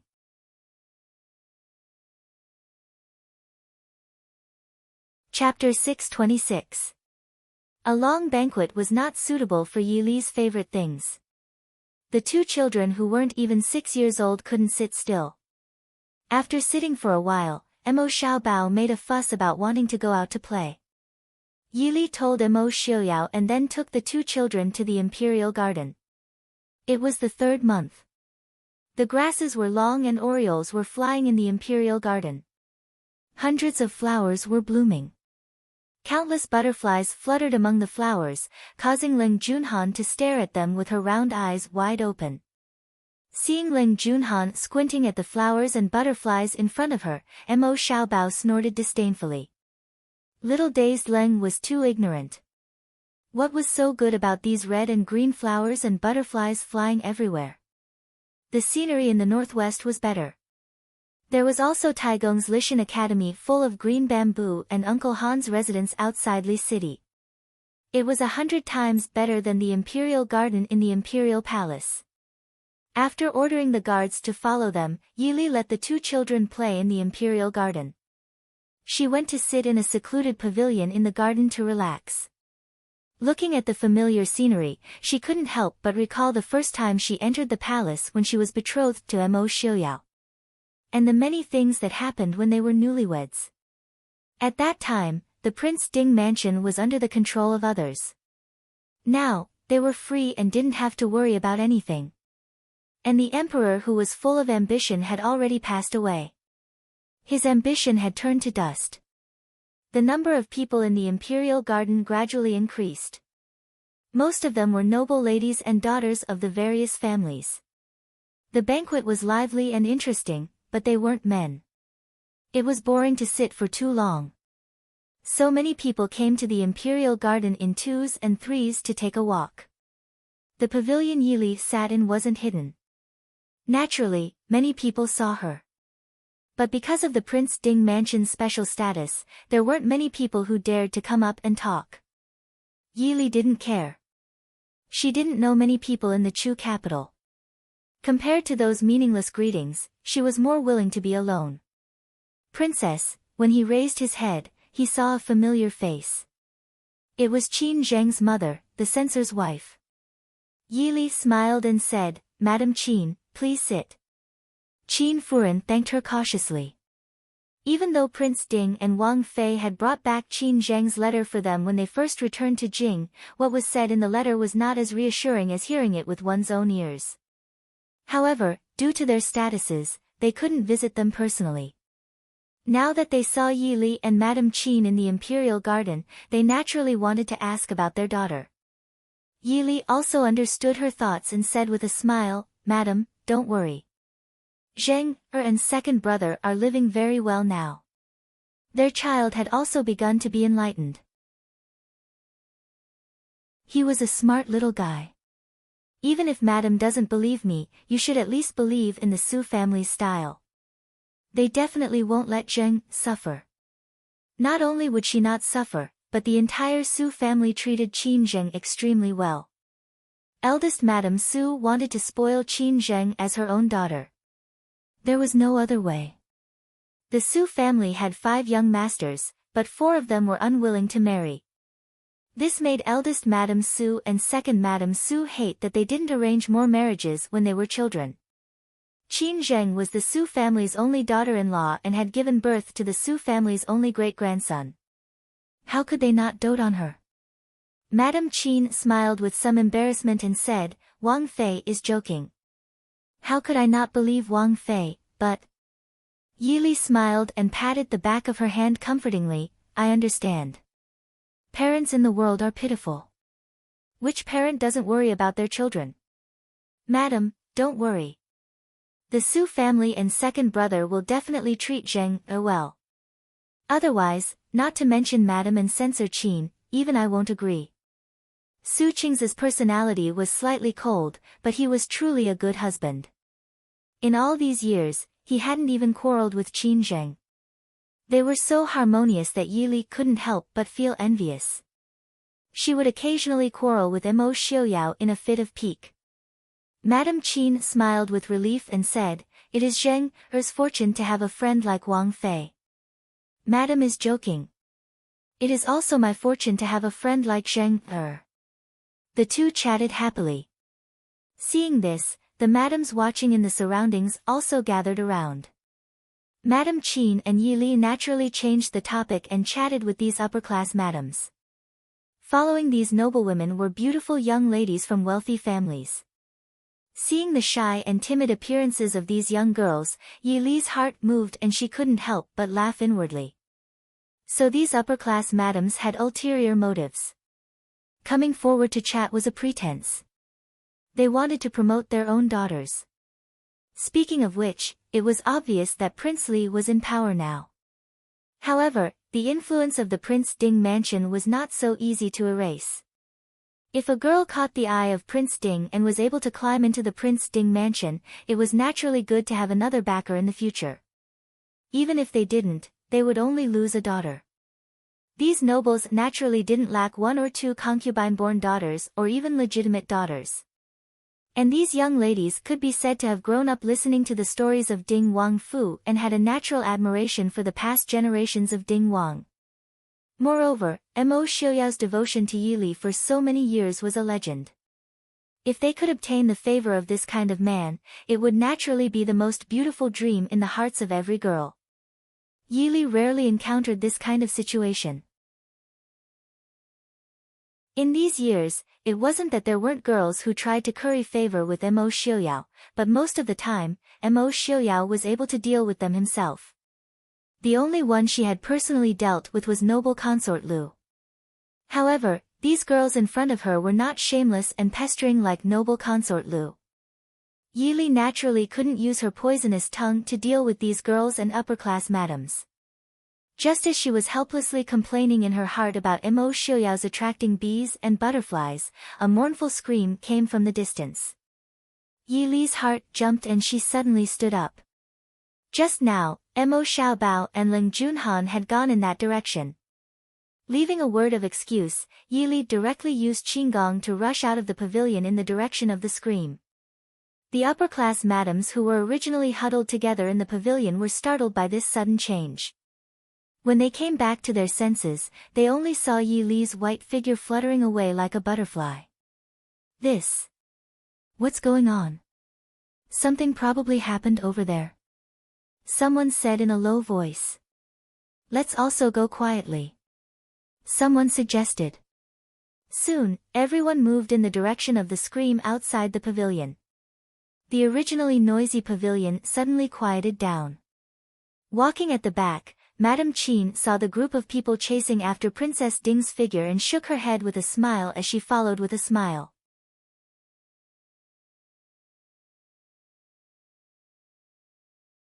Chapter 627. What's the matter? Yi Li hurried over. Seeing Mo Xiaobao and Ling Junhan standing there safely, she let out a sigh of relief and turned to ask the guard beside her. The two Qilin, who temporarily acted as shadow guards, looked helplessly at the woman who was in a mess not far away and then looked at their little master. Even if they were on the same side, they were embarrassed to say that their little master was wronged. Yi Li guessed what happened when she saw the shadow guard's expression. She glanced at Mo Xiaobao indifferently. Mo Xiaobao didn't show the slightest fear and even smiled sweetly at Yi Li. Yi Li looked to the side and saw that there were a few handsome children around the age of 7 or 8. Not far away, a delicate and pretty girl wearing a bright red dress with a lotus flower pattern was struggling to get up from the ground. Her bright red dress was stained with some unknown substance. The color was so strange that it made people feel uncomfortable. Beside the woman in red, a gorgeous woman in a bright red dress reached out to help the woman in red up but was slapped away by the latter. The gorgeous woman didn't care and stood aside with a faint smile. Yi Li furrowed her brows as she finally recognized the familiar woman in red. She was the fiancée of Marquis Muyang's heir whom she met once in the past. She was now the young madam of Marquis Muyang's heir. However, the delicate, graceful, and slightly shy young girl from back then was now a married woman wearing a bright red formal dress with a hint of harshness in her graceful bearing. Young Madame Mu stood up and raised her hand to slap Yaoji who was standing beside her. Although Yaoji didn't know any martial arts, her dancing skills were superb and could be said to be the best in the world. She was agile and nimble. She had just raised her hand and Yaoji had already dodged to the side. Young madam. Yaoji took a step back and said in a low voice with a slightly changed expression. Young Madame Mu's slap missed and her face turned uglier. Bitch! You dare to dodge. Do you think that when your husband was still at home, he would support you in everything? Yaoji looked at her indifferently and said, I don't know if Muyang can support me now. I only know that I'm in the palace now. If young Madame Mu really wants to make a scene, you won't be the only one who will be embarrassed. Marquis Muyang's mansion will also be in trouble. Young Mistress Mu couldn't help but feel suffocated. Of course, she knew that her parents-in-law loved the face of Marquis Muyang's residence the most. No matter who was right or wrong in today's matter, if he lost face in the palace, he would not be able to get away with it. However, she was unwilling to let Yaoji go just like that. In the past, when Mu Yang was in the Fu, he always protected this woman and embarrassed her. Now that Mu Yang had finally gone to war, her mother-in-law naturally had to give her some face because she didn't have a child, so she doted on this woman's son. Moreover, this woman was much more difficult to deal with than she was a few years ago. He couldn't get any benefits from her openly or secretly. This time, she finally found a reason to make a fuss, but it happened in a place like the palace and even alarmed Princess Ding.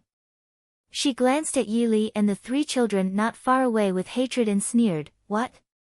Is Princess Ding here to support this bitch? How come I don't know that a bitch of our Marquis Muyang's mansion can make Princess Ding so worried?" Yi Li frowned slightly and looked at young Mistress Mu, saying indifferently, "Young Mistress Mu, you think too much. I just heard the screams here and came to take a look, in case my children are in danger." Although she said so, Yi Li couldn't help but sigh with regret in her heart. In just a few years, this young Mistress Mu had changed too much compared to the slightly scheming but still gentle and pretty girl. The most incomprehensible thing was, where did her hatred for her come from? Although Yaoji's return to Marquis Muyang's mansion was instigated by her, this young Mistress Mu would never know about it. And when they met that year, Yi Li asked herself if she was biased towards Yaoji. It seems that young Mistress Mu is fine. I won't disturb you anymore, goodbye. After Yi Li finished speaking, she turned to Mo Xiaobao and said, "Why aren't you bringing Junhan over? Are you fooling around again?" Mo Xiaobao pouted and walked slowly to Yi Li.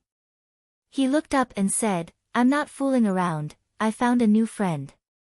Mother, I want to play with him." Mo Xiaobao pointed at the child standing at the side. It was the only young master of Marquis Muyang's mansion, Mu Lai. Before Yi Li could say anything, young Mistress Mu sneered and said in a sharp voice, "Ding Wang Fu's Shitzi really has a special taste, eagerly chasing after a lowly concubine's son to play? No wonder he didn't show any etiquette."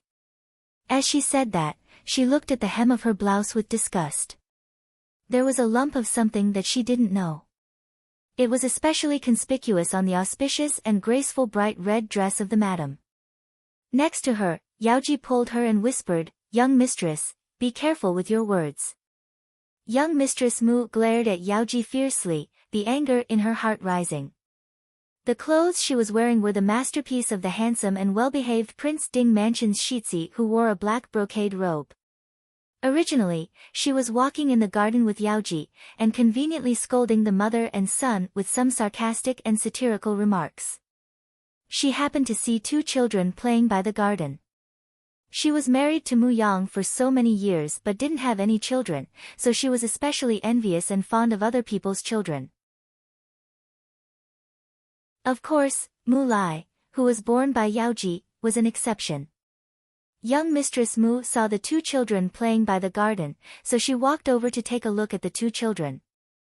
The shadow guard beside Mo Xiaobao saw that she didn't have any ill intentions and also saw his Shitzi's gesture, so he didn't stop her. Who knew that when she just squatted down and didn't touch Mo Xiaobao, something jumped out of Mo Xiaobao's arms and pounced on young Mistress Mu. Young Mistress Mu was shocked and wanted to dodge, but something tripped her and she fell to the ground. That black and wet little thing, which she didn't know whether it was a cat or a dog, stepped on her body a few times and quickly scurried away. That wasn't all.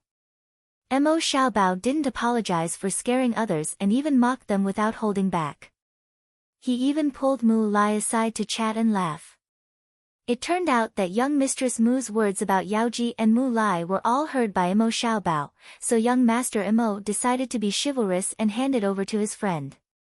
While they were talking, the madams and young ladies behind Yi Li had already caught up. Seeing young Mistress Mu's sorry state, they couldn't help but show a surprised expression and stare blankly. Young Mistress Mu was embarrassed and angry by everyone's stares. She was born in a noble family and was also pampered after marrying into Marquis Muyang's residence. Everyone was courteous to her. When had she ever lost face like this? In her extreme anger, a burst of anger rushed to her head and she couldn't control her mouth anymore.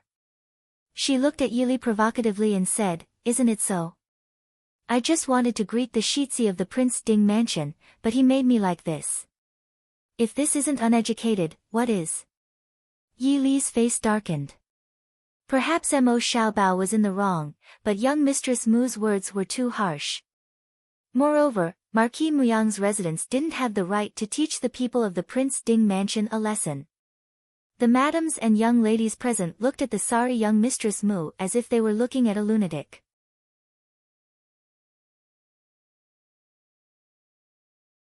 Chapter 628. Without waiting for Yili to speak, Mo Xiaobao poked his head out from behind Yili. "Mother, it's not like that. I didn't do it on purpose." His big black eyes were wet as they looked around. The hearts of the surrounding madams and misses immediately went to the side. Yili bent over with a smile and rubbed her son's head. "Then what happened? Tell Nyangqin." Mo Xiaobao said aggrievedly, "I saw a puppy fall into the water over there, so I had someone pull it out. I and Xiaoleng were thinking of a way to dry the puppy's fur. This auntie suddenly wanted to pat me from behind. I was scared and carried the puppy out. Then, Mother, I didn't deliberately dirty the auntie's clothes, but this auntie was very angry. Mother, can we compensate her with another set of clothes? I don't have money, so Mother will pay for me. When I grow up, I will definitely earn money to return it to Mother." Looking at the handsome child who didn't even reach their thighs seriously discussing with his mother, the hearts of the madams and misses present softened. If they had the same background as Yi Li, they would know a word. Cute. The group of pampered madams and misses were instantly turned over by this cute and obedient child who dared to admit his mistake. "Little Shitsi, this was just an accident.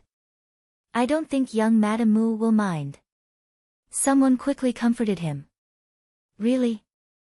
Mo Xiaobao raised his head and looked at the madam who spoke. His big wet eyes were filled with worry. "Of course it's true. A set of clothes isn't worth much. Little Shitsi doesn't need to take it to heart." That madam hurriedly guaranteed, completely ignoring the victim's family standing on the side. The shadow guard on the side looked at Mo Xiaobao with eyes full of admiration. Their family's little Shitsi was so young, yet he already knew the art of lying. What was avoiding the important and dwelling on the trivial? What was lying without blinking? He really had a bright future. Of course, if one ignored the fact that the puppy that fell into the water was accidentally dropped by the little heir, if one ignored the fact that the puppy only fell after young Mistress Mu entered the imperial garden, if one ignored the fact that the puppy was wet and colorful after the little heir wiped it dry. Actually, their little heir wasn't lying. She then looked at the pitiful faces of the women who had been deceived by the little heir and secretly shook her head. If they had the time to pity the little heir, who sometimes even made the prince suffer in silence, they might as well pity the puppy that had run off to take a bath somewhere. Yili patted her son's little head. She seemed to be comforting him, but in fact, she was warning him not to overdo it. Mo Xiaobao blinked and obediently shrunk back to Yili's side. Holding Ling Juanhan's hand with his left hand and Mu Lai with his right, he looked like an obedient child. Yili looked at young Madame Mu who was so angry that her face turned green. She smiled faintly and said, "It's my son's mischievous behavior. Please forgive him." Her son and young Master Mu hit it off at first sight. Let them play together for a while. What do you think, young madam? A trace of disgust flashed across young Madame Mu's face. She said coldly, "Mu Lai is naughty and rude by nature. I'm afraid he will lead the little heir astray." Everyone was silent. Was there something wrong with this woman's brain? Most people could guess the reason for young Madame Mu's behavior. After all, many people knew that the little heir of Marquis Muyang's birth mother was the capital's #1 dancer, Yaoji. However, as a smart madam, was it really good to ruin the reputation of the only male in the family, not to mention whether they could offend the Prince Ding mansion now? They had been married for several years and had not given birth to a daughter. Who knew if they would have to rely on this illegitimate son in the future? Yili frowned with displeasure. Young Madame Mu was still questioning the upbringing of the Prince Ding mansion just now. It seems that young Madame Mu doesn't think that the little heir will lead her son astray. She's just afraid that her son will lead the little heir astray. Princess consort, you must be joking. It is Lai Er's fortune to be favored by the little heir. Young Madame Mu still wanted to say something, but a stern female voice came from behind the crowd. Young Madame Mu's face paled. The crowd parted to let her through. It was Marquis Muyang's wife who walked forward with a stern expression. Mother. Young Madame Mu said unwillingly. Shut up. Marquis Muyang's wife glared at her fiercely. She turned to Yili and bowed slightly. Daughter-in-law is not sensible. Princess consort, please don't take offense. Yili smiled. Marquis Muyang's wife is joking. It's all the children's mischief. Young Madame Mu, please change your clothes first. Princess consort is right. Marquis Muyang's wife nodded. She said to young Madame Mu, why aren't you going? What are you doing in such a disheveled state? Young Madame Mu blushed. She glared at Mu Lai unwillingly and turned to leave. Yaoji glanced at Yili and also turned to follow. The others saw that Princess Ding's expression was not good. They also knew that it was not the time to talk. They all took their leave and went to stroll around the imperial garden. Marquis Muyang's wife gave Mu Lai a few instructions and also took her leave. Greetings to Princess Consort, little Shitzi. Mu Lai cupped his hands and bowed respectfully to the two. Leng Junhan looked curiously at the new brother in front of her with wide eyes. Mo Xiaobao said unhappily, Shitzi is Shitzi. Why do you have to add the word little? Yili pinched his little face in annoyance. You're so nosy. How have you been recently? The last sentence was naturally for Mu Lai. When she chose this child to follow Yaoji back to the capital, this child naturally went through strict training. Even Yili thought highly of this 11-year-old child who looked like he was only 7 or 8 years old. To be able to survive under Qin Feng's hands, he was definitely an expert. So Mu Lai's role was not as simple as pretending to be Yaoji and Muyang's son. When it came to important times, he was even more important than Yaoji herself. Thank you for Princess Consort's concern. Lai is very good.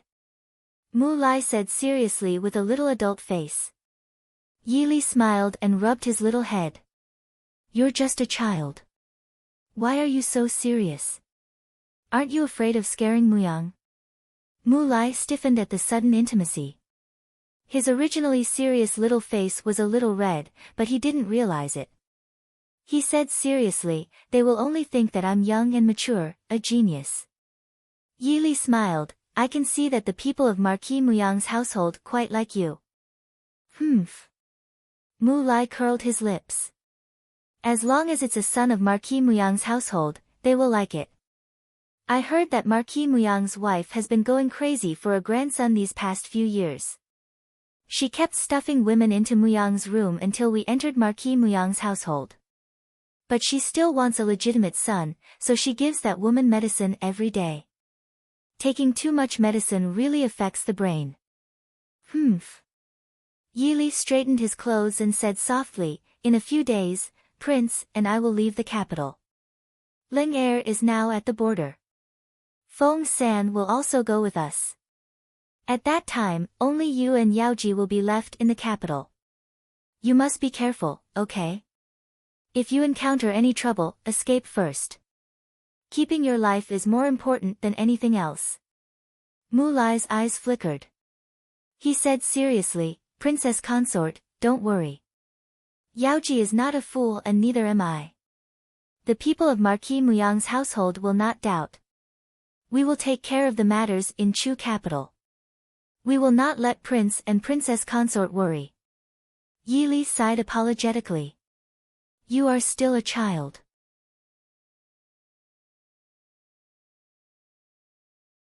Chapter 629. Mu Lai's hair stood on end. I'm not a child. I'm Qi Lin. Okay. Yi Li quickly comforted him. When you come back, I'll ask Qin Feng to make an exception and accept you into Qi Lin. So, you have to be careful. Thank you, Princess. Mu Lai said happily. He believed that his ability was not inferior to others, but Commander Qin always forbade him from joining Qi Lin because he was young. Wasn't he also on a mission now? And it was a mission that those tall and stupid bulls could never replace. Just by looking at Mu Lai's expression, she knew what he was thinking. Yi Li just smiled faintly and shook her head. It's on fire. It's on fire. Suddenly, there was a noise in the distance. Yi Li stood up and looked in the direction of the noise. 2 guards were standing on the left and right of Mo Xiaobao and Ling Junhan. Mu Lai stood on a stool and looked. He raised his eyebrows and said, That's the direction of the Cold Palace. It's the Qiu-Liang Palace. Noble Consort Lu is currently imprisoned there. Qiu-Liang Palace. What a coincidence. The Qiu-Liang Palace is on fire. Yi Li muttered. After thinking for a while, she ordered the guard beside her. Take the little heir to find the prince. I'll go and take a look. Princess. The guard behind her said hesitantly. Yi Li shook her head. There won't be any danger in the palace. Protect the 3 children. Go. Mu Lai was dissatisfied. This young master doesn't need protection. Princess, I'll protect you. Yi Li found it funny. That won't do. If you go with me now, people will suspect you. Be good and follow Xiaobao and Junhan. I'll leave these 2 brats to you. Without giving Mu Lai a chance to refute, Yi Li flew out. Mu Lai had a serious expression on his face, but his little ears were red. He glanced at Xiaobao awkwardly and muttered, All right, this young master will do his best to protect you. Xiaobao rolled his eyes. Who needs your protection? Ling Junhan smiled and extended her hand to Mu Lai. Brother, Bao Bao. Little dummy Leng. Do you even know who's close and who's distant? Mo Xiaobao was furious. Oh. Little dummy Leng, little treasure Mo. Hee, Mo Xiaobao's face darkened. Hee, your sister. By the time Yi Li arrived at the Autumn Cool Palace Hall, the fire had already burned down half of the side hall. The Autumn Cool Palace could be said to be the cold palace of the cold palaces. It had been in disrepair for many years and was overgrown with weeds. It was hard to believe that this was the imperial palace. Usually, people rarely came here, not to mention that today was the coronation ceremony. Naturally, no one would come here. Even if there was a fire, the palace maids and eunuchs saw it from afar. It would take them a long time to pass through the overlapping corridors of the palace. At least when Yi Li arrived, there was not a single person who came to put out the fire. Princess. In the end, the guards did not all stay by Mo Xiaobao's side. 2 of them chased after Yi Li, Help! Help! A weak cry for help came from inside. Yi Li frowned. This was not Noble Consort Lu's voice. Yi Li would never mistake Noble Consort Lu's arrogant and indifferent voice. Even if she was weak, she would not sound like this. Help! Yi Li flew into the Autumn Cool Palace Hall. The 2 guards were startled and wanted to follow her in. Yi Li's voice came from inside, Stay outside. The Autumn Cool Palace Hall was a side hall. It was not big inside. So when Yi Li went in, she saw the woman lying on the ground. She quickly stopped the two guards who wanted to follow her in. The woman was wearing a light pink dress. Looking at her figure, she should be a young girl. And from the material of her dress, it was clear that she was not a palace maid. Stepping forward to help the young girl up, Yili quickly went outside. Fortunately, the young girl should have run outside when she saw the fire. But for some reason, she fell down a few steps away from the door. If she fell deeper, with her voice, they would not be able to hear her. Bringing the young girl out of the autumn cool palace hall, she put her down on the bluestone road outside. Turning around, the fire had already surrounded the entire autumn cool palace hall. If they came 1 or 2 steps later, the young girl would have been burned to death inside. Princess, noble consort Lu. The guard behind her reminded. Yili shook her head and said, forget it. The fire is too big. Let's wait until the fire is extinguished. He bent over and brushed away the long hair on the girl's face, revealing a delicate and pretty face. However, there was a burnt scar on the left side of her face, from the corner of her eye to her earlobe. There were also some burn marks on her clothes. The guard lowered his head to examine her and said, she was drugged. Something from the fire must have fallen on her face to wake her up. Then, she struggled to crawl out. This is... Yili looked at the young girl's unharmed face. Although they had not seen each other for many years and she was still young at the time, her memory was still clear.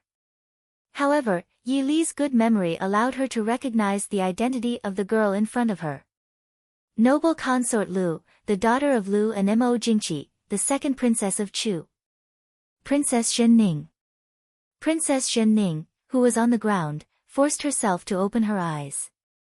No matter how powerful the knockout powder was, the deep burn on her face left a palm-sized scar. Coupled with the thrill and despair she had just escaped death, she didn't have much energy left in her. Yili lowered her head to look at the young girl on the ground. She had never seen a young girl with such a pair of lifeless eyes.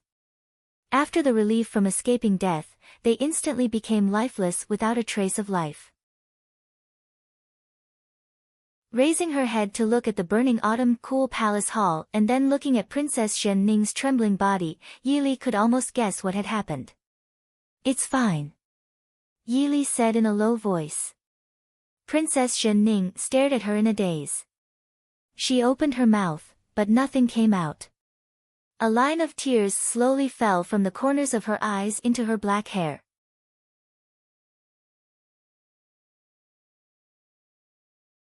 Chapter 630. Most of the buildings in the imperial palace were made of pure wood, and the borders were painted with all kinds of colors as decorations.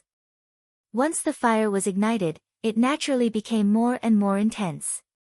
In less than a quarter of an hour, the entire autumn cool palace was surrounded by a sea of fire, and even the surrounding palaces began to spread. Yili and the others could only bring Princess Zhenning to the imperial garden far away from the autumn cool palace. Placing Princess Zhenning on the side of a small lake that was wide, flat, and well ventilated, she looked at the fire in the distance, and ordered, go call for an imperial physician. Li. Before the imperial physician arrived, the white-clothed Mo Xiaoyao had already rushed over like the wind. Seeing that Yili was fine, he let out a sigh of relief. Glancing at Princess Zhenning, he raised his eyebrows at Yili. Yili shook her head, speechless. It wasn't appropriate to talk about these things in front of Princess Zhenning at this time. Behind them, Mo Xiaobao was carried over by a guard, and behind him was Ling Junhan, who was also being carried. Mother. Mo Xiaobao cheerfully jumped down from the guard's arms, and pounced on Yili. But halfway through, Mo Xiaoyao grabbed him by the back of his clothes and hung him in the air, waving his arms and legs. Mother, mother, this child was so worried about you. Imperial father is bad, let go of me. I want mother. Yili took him from Mo Xiaoyao's arms in amusement, patting him comfortingly with a smile. Mother is fine, I told you to be careful. Good child. Mo Xiaobao rubbed himself against Yili's chest in satisfaction, ignoring Mo Xiaoyao's gloomy expression, and nodded repeatedly. it's good that mother is fine. This child loves mother the most. Princess Zhenning, who was sitting against the rockery, looked at the giggling Imo Xiaobao in Yi Li's arms, then looked at the gentle smile on Yi Li's face, and a trace of envy and bitterness flashed through her eyes. Yi Li saw this and placed Imo Xiaobao on the ground. She squatted down and asked softly, Princess Zhenning, are you okay? Princess Zhenning nodded and said in a low voice, many thanks. Many thanks to Princess Ding for saving my life. Facing the elegant and graceful woman in front of her, she really didn't have the face to face her. She knew what her consort Mu Fei had done, but it was Ding Wang Fei who had disregarded her relationship with her consort Mu Fei and saved her life. As for her biological mother, not only did she use her, she even almost killed her. Why? Why was her mother such a person? Sister! Sister! A series of hurried shouts could be heard. The Duke of Qin had rushed over with his 8-year-old brother after hearing the news. Following behind them were Mo Jingli and the other princes of the imperial family and the nobles of the imperial court. The fire in the autumn cool palace wasn't small. Although people had already gone to put out the fire, today's windy weather made the fire even worse. It had already spread to 3 or 4 palaces. Even if they were standing in the opposite corner of the autumn cool palace, they could still feel the intensity of the fire. Mo Xiaoyun rushed over and immediately saw Princess Zhenning sitting on the ground. He quickly rushed forward, Royal sister, how are you? Are you injured? Princess Zhenning quickly covered the scar on her face with her hands, saying, It's nothing serious. But how could she cover that new scar with her hands? Everyone sucked in a breath of air without hesitation. The originally delicate and gentle young girl now had a palm-sized scar on her face. At this moment, that scar still had the feeling of being burned by the fire, making people want to vomit when they saw it. Many of the madams and young misses who came with them all cried out and retreated 2 steps. Princess Zhenning's face darkened and she lowered her head even more timidly, wanting to use her hair to cover the scar on her face. Don't use your hair. If your hair isn't clean, it will easily get infected if it touches the wound. A slender hand gently pressed down on her shoulder, gently pressing down on her hand that wanted to pull her hair. Princess Zhenning was stunned. She raised her head and stared blankly at the woman with a faint smile on her lips. There wasn't the slightest bit of disgust or fear on her face, but from her gentle and clear eyes, she saw her ugly self. Princess Zhenning trembled and quickly lowered her head. Yi Li sighed softly and took out a plain white silk handkerchief, carefully tying it around Princess Zhenning's face to cover the hideous scar. Wait for the imperial physician to come and prescribe some medicine to treat the scar. You'll be fine very soon. De Chu State's female upbringing was very strict. Unmarried maidens also had the habit of wearing a veil when they went out. Therefore, after Princess Zhenning put on a veil, although she looked a bit out of the ordinary among the unmarried maidens, it wasn't considered out of place. The surrounding people also let out a sigh of relief. Most of them were maidens who had been raised in their boudoirs. When had they ever seen that kind of scar? It was good that it was covered now. At the same time, more people turned their gazes towards the gentle and elegant white-clothed woman. They were full of admiration for Princess Ding's calm demeanor. What exactly happened? Mo Jingli glanced at Yi Li who had returned to Mo Xiuyao's side and asked in a deep voice. Princess Zhenning gently bit her lip and refused to speak. Mo Jingli looked towards Yi Li. Yi Li calmly said, We only rushed over when we saw the fire in the imperial garden. We only had time to save Princess Zhenning. We don't know if there was anyone else inside. Mo Jingli frowned and asked, Why would Princess Zhenning be in the autumn cool palace at this time? Princess Zhenning refused to speak. Mo Xiaoyun took a deep breath and stood up. He patted his younger brother who was hiding in fear beside him and said, Imperial grandmother locked my imperial mother in the autumn cool palace. Imperial sister went to visit imperial mother. That's right. It was Aijia who locked her in the autumn cool palace. The Empress Dowager slowly walked over surrounded by a group of palace maids and eunuchs. She just happened to hear Mo Xiaoyun's words and calmly replied. Mo Jingli said in a deep voice, "Noble consort Lu was locked in the autumn cool palace? How come I didn't know?" The Empress Dowager sneered, "This is an internal matter. How come I didn't know? I still have to discuss with Prince Li how to punish the late imperial concubine who didn't abide by the rules." Mo Jingli had nothing to say. Even though he was dissatisfied with the Empress Dowager punishing noble consort Lu behind his back, he couldn't say it in front of so many people. After all, even the Prince Regent could only manage government affairs. On the surface, he absolutely couldn't interfere with the matters of the late Empress Palace. After a moment of silence, Mo Jingli said, "Since that's the case, I don't know if noble consort Lu died in the fire." Everyone looked towards Princess Zhenning. At this time, the fire was still burning. Other than Princess Zhenning, no one knew the situation inside. No one knew if noble consort Lu was burned to death inside. But Princess Zhenning clenched her teeth and refused to speak.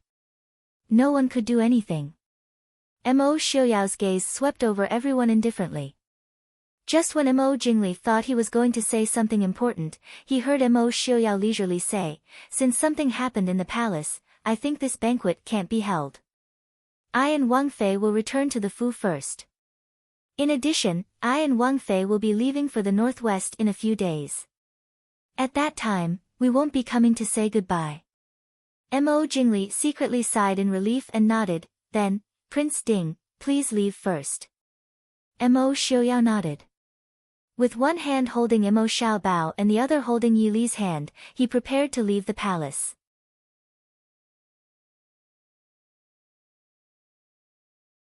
Chapter 631. Princess Ding. Mo Xiaoyun, who hadn't said anything, suddenly opened his mouth. He walked in front of Yi Li and said in a deep voice, "Thank you for saving my imperial sister. I can't repay you for saving my life. Please accept a bow from this little prince." After speaking, he bowed deeply to Yi Li. Yi Li, seeing the 12 to 13-year-old youth bowing so solemnly, Yi Li smiled faintly and said, "Duke of Qin is too polite. It's just a small matter. Duke of Qin, please take good care of Princess Zhenning. Farewell." Seeing the family of three walk out of the imperial garden surrounded by guards, Mo Jingli's heart relaxed. Only now did he truly believe that perhaps Mo Xiaoyao really wasn't interested in the Chu state's matters. In the carriage leaving the palace, Leng Junhan, who was lying in Yi Li's arms, had already fallen asleep from exhaustion. Mo Xiaobao sat in Mo Xiaoyao's arms.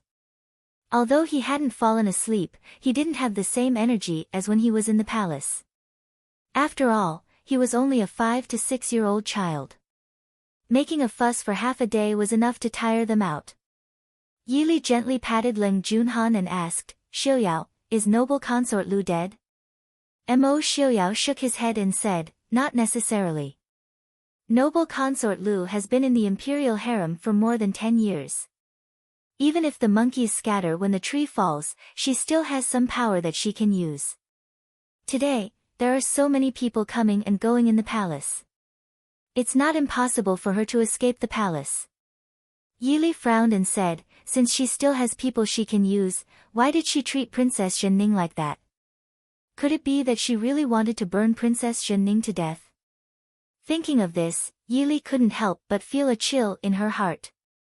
How ruthless did she have to be to treat her own daughter like that?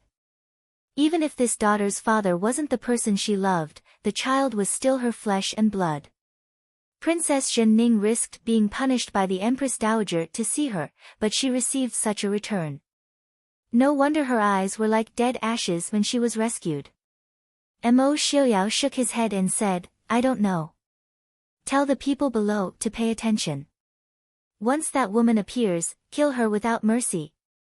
He wasn't interested in whether noble consort Lu wanted to burn Princess Zhenning to death or why she wanted to burn Princess Zhenning to death. But if it was true, noble consort Lu had to die. Keeping such a vicious and merciless woman alive would definitely be a disaster.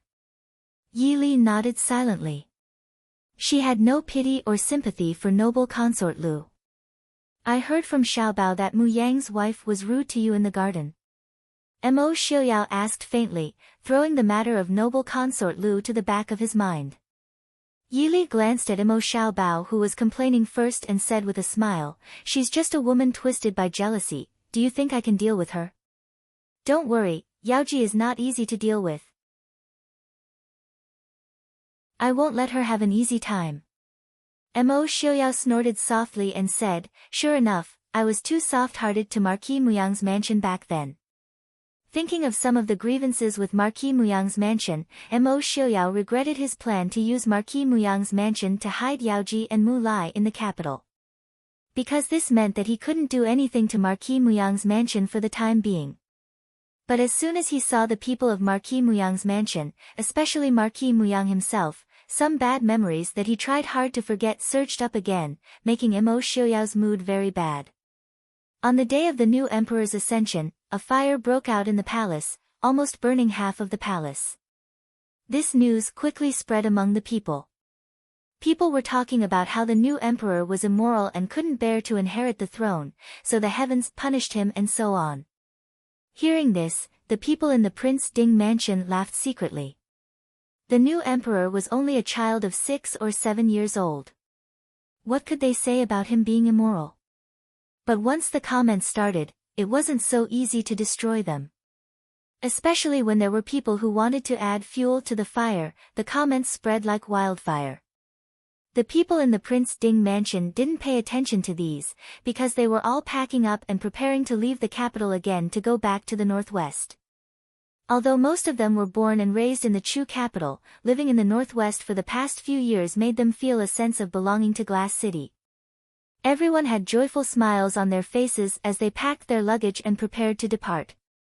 And in the imperial court, other than Prince Li officially becoming the regent, the news of the empress's death and noble consort Lu's burial was also announced.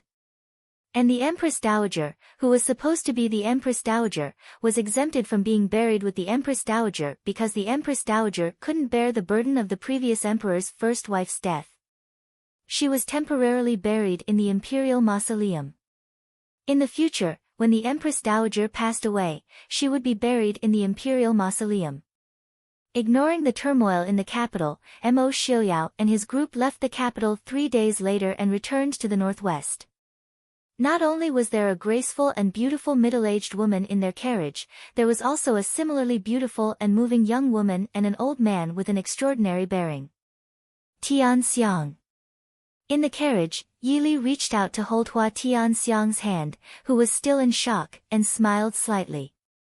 Hua Tian Xiang's beautiful face was still filled with shock. She stared blankly at Yi Li for a long while before letting out a soft sigh. Li, Aunt. The Empress nodded and tenderly stroked her black hair. She said softly, "Tian Xiang, it's been hard on you these past few years." She was the Duke of Hua's first wife's granddaughter and the Empress's niece. She was the envy of all the noble ladies in the capital. But at the same time, because of this identity, she was still unmarried even though she was already over 20 years old. A normal woman at this age would already be a housewife, and a housewife. But she could only hide from attention. For example, instead of praying for her grandmother in the temple, it was more like she was cultivating while wearing her hair. Hua Tian Xiang shook her head and smiled. "Aunt, what are you talking about? I eat well and wear good clothes. How could I have suffered? But you, Aunt, seeing you is really..." Hua Tian Xiang's eyes reddened. Originally, when she heard the news in Xiaoyun Temple, she really thought that her aunt had passed away. But this morning, she was doing her morning ritual in her room as usual, when she was suddenly drugged and knocked out. She didn't expect to see her aunt, who she thought had passed away, and her friend, who she hadn't seen for many years. And they were already on the carriage to the northwest. It was no wonder that she hadn't recovered for a long time. Aunt, I. Looking at the two people in front of her, Hua Tian Xiang still wanted to ask something, but she didn't know where to start. Yi Li took her hand and smiled. The Duke of Hua has handed you over to me. In the future, Miss Hua will have to trouble you to go to the northwest and live a hard life. It's grandfather. Hua Tianxiang said with some excitement. She suddenly remembered that when her grandfather came to see her a few days ago, he said some strange things. At that time, she didn't think too much about it. So her grandfather had already planned to entrust her to Li Li. The Empress said softly, "Your grandfather is doing it for your own good.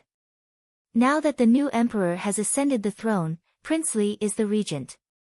A few days ago, Prince Li vaguely mentioned that he wanted to marry you as a concubine.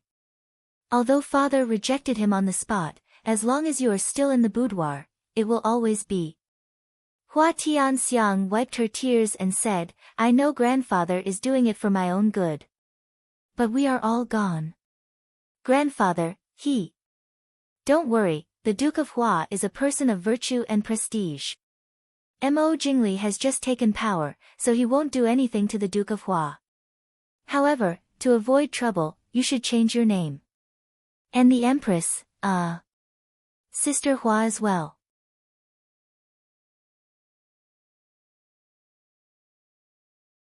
Chapter 632. The two nodded. Of course, they understood Yi Li's words. Although there weren't many people who had seen them, they still had to take precautions.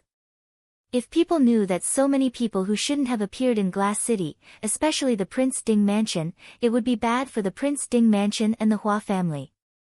Hua Tianxiang thought for a while and said generously, "My grandfather's surname is Yang. Let's call him Rua Hua." The Empress smiled faintly and said, "In that case, I will borrow Tianxiang's surname. Call me Lady Yang." She didn't even want to give her a name. Yi Li sighed softly and looked at the Empress with some worry. The Empress smiled and said, "To be able to get rid of the shackles of the palace is already the luckiest thing in my life. What's more, there is Changlu in the northwest. Everything will be fine. I'm just afraid that Feng San." Yi Li frowned. Since Feng Huiting was persuaded by Feng Zhiyao to go back to the northwest with them, the relationship between Feng Zhiyao and his son gradually became less stiff. Feng Huiting was different from the Empress and Hua Tianxiang. He was openly taken by Mo Xiuyao from Mo Jingli. Mo Jingli had already emptied the Feng family.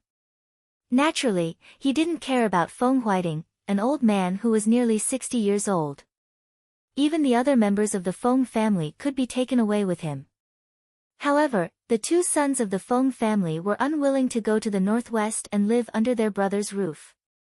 What's more, they were now valued by Prince Li. Lady Feng was very angry with her husband's decision. Naturally, she stood on her son's side.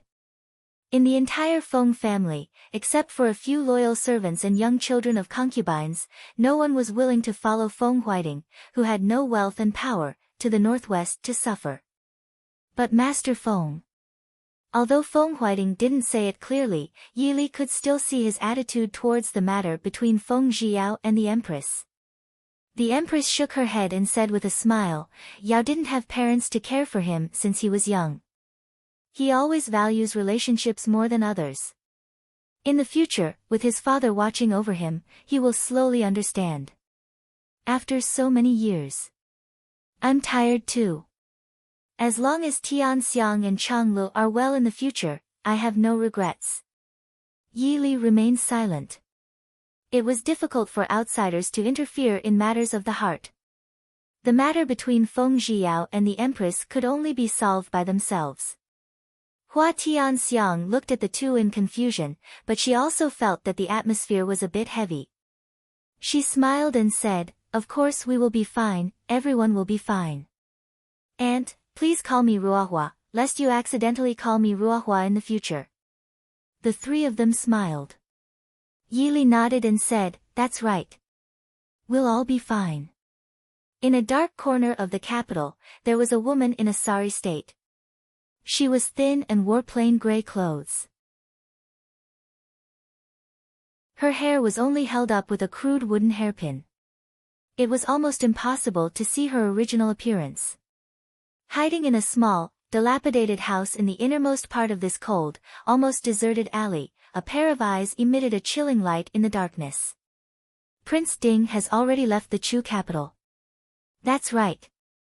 This morning, Prince Ding brought the princess and the heir out of the city. A deep and hoarse male voice said in a low voice. It's already been so many days. You still haven't found a way to send me out of the city. The woman's voice was sharp and angry. The man rubbed his hands and said with some difficulty, right now, the entire city is under martial law. I heard that when the new emperor ascended the throne, a fire started in the heavenly palace. It even burned Princess Zhenning's face. I'm afraid that the higher-ups are catching the assassins. The woman's eyes widened in shock.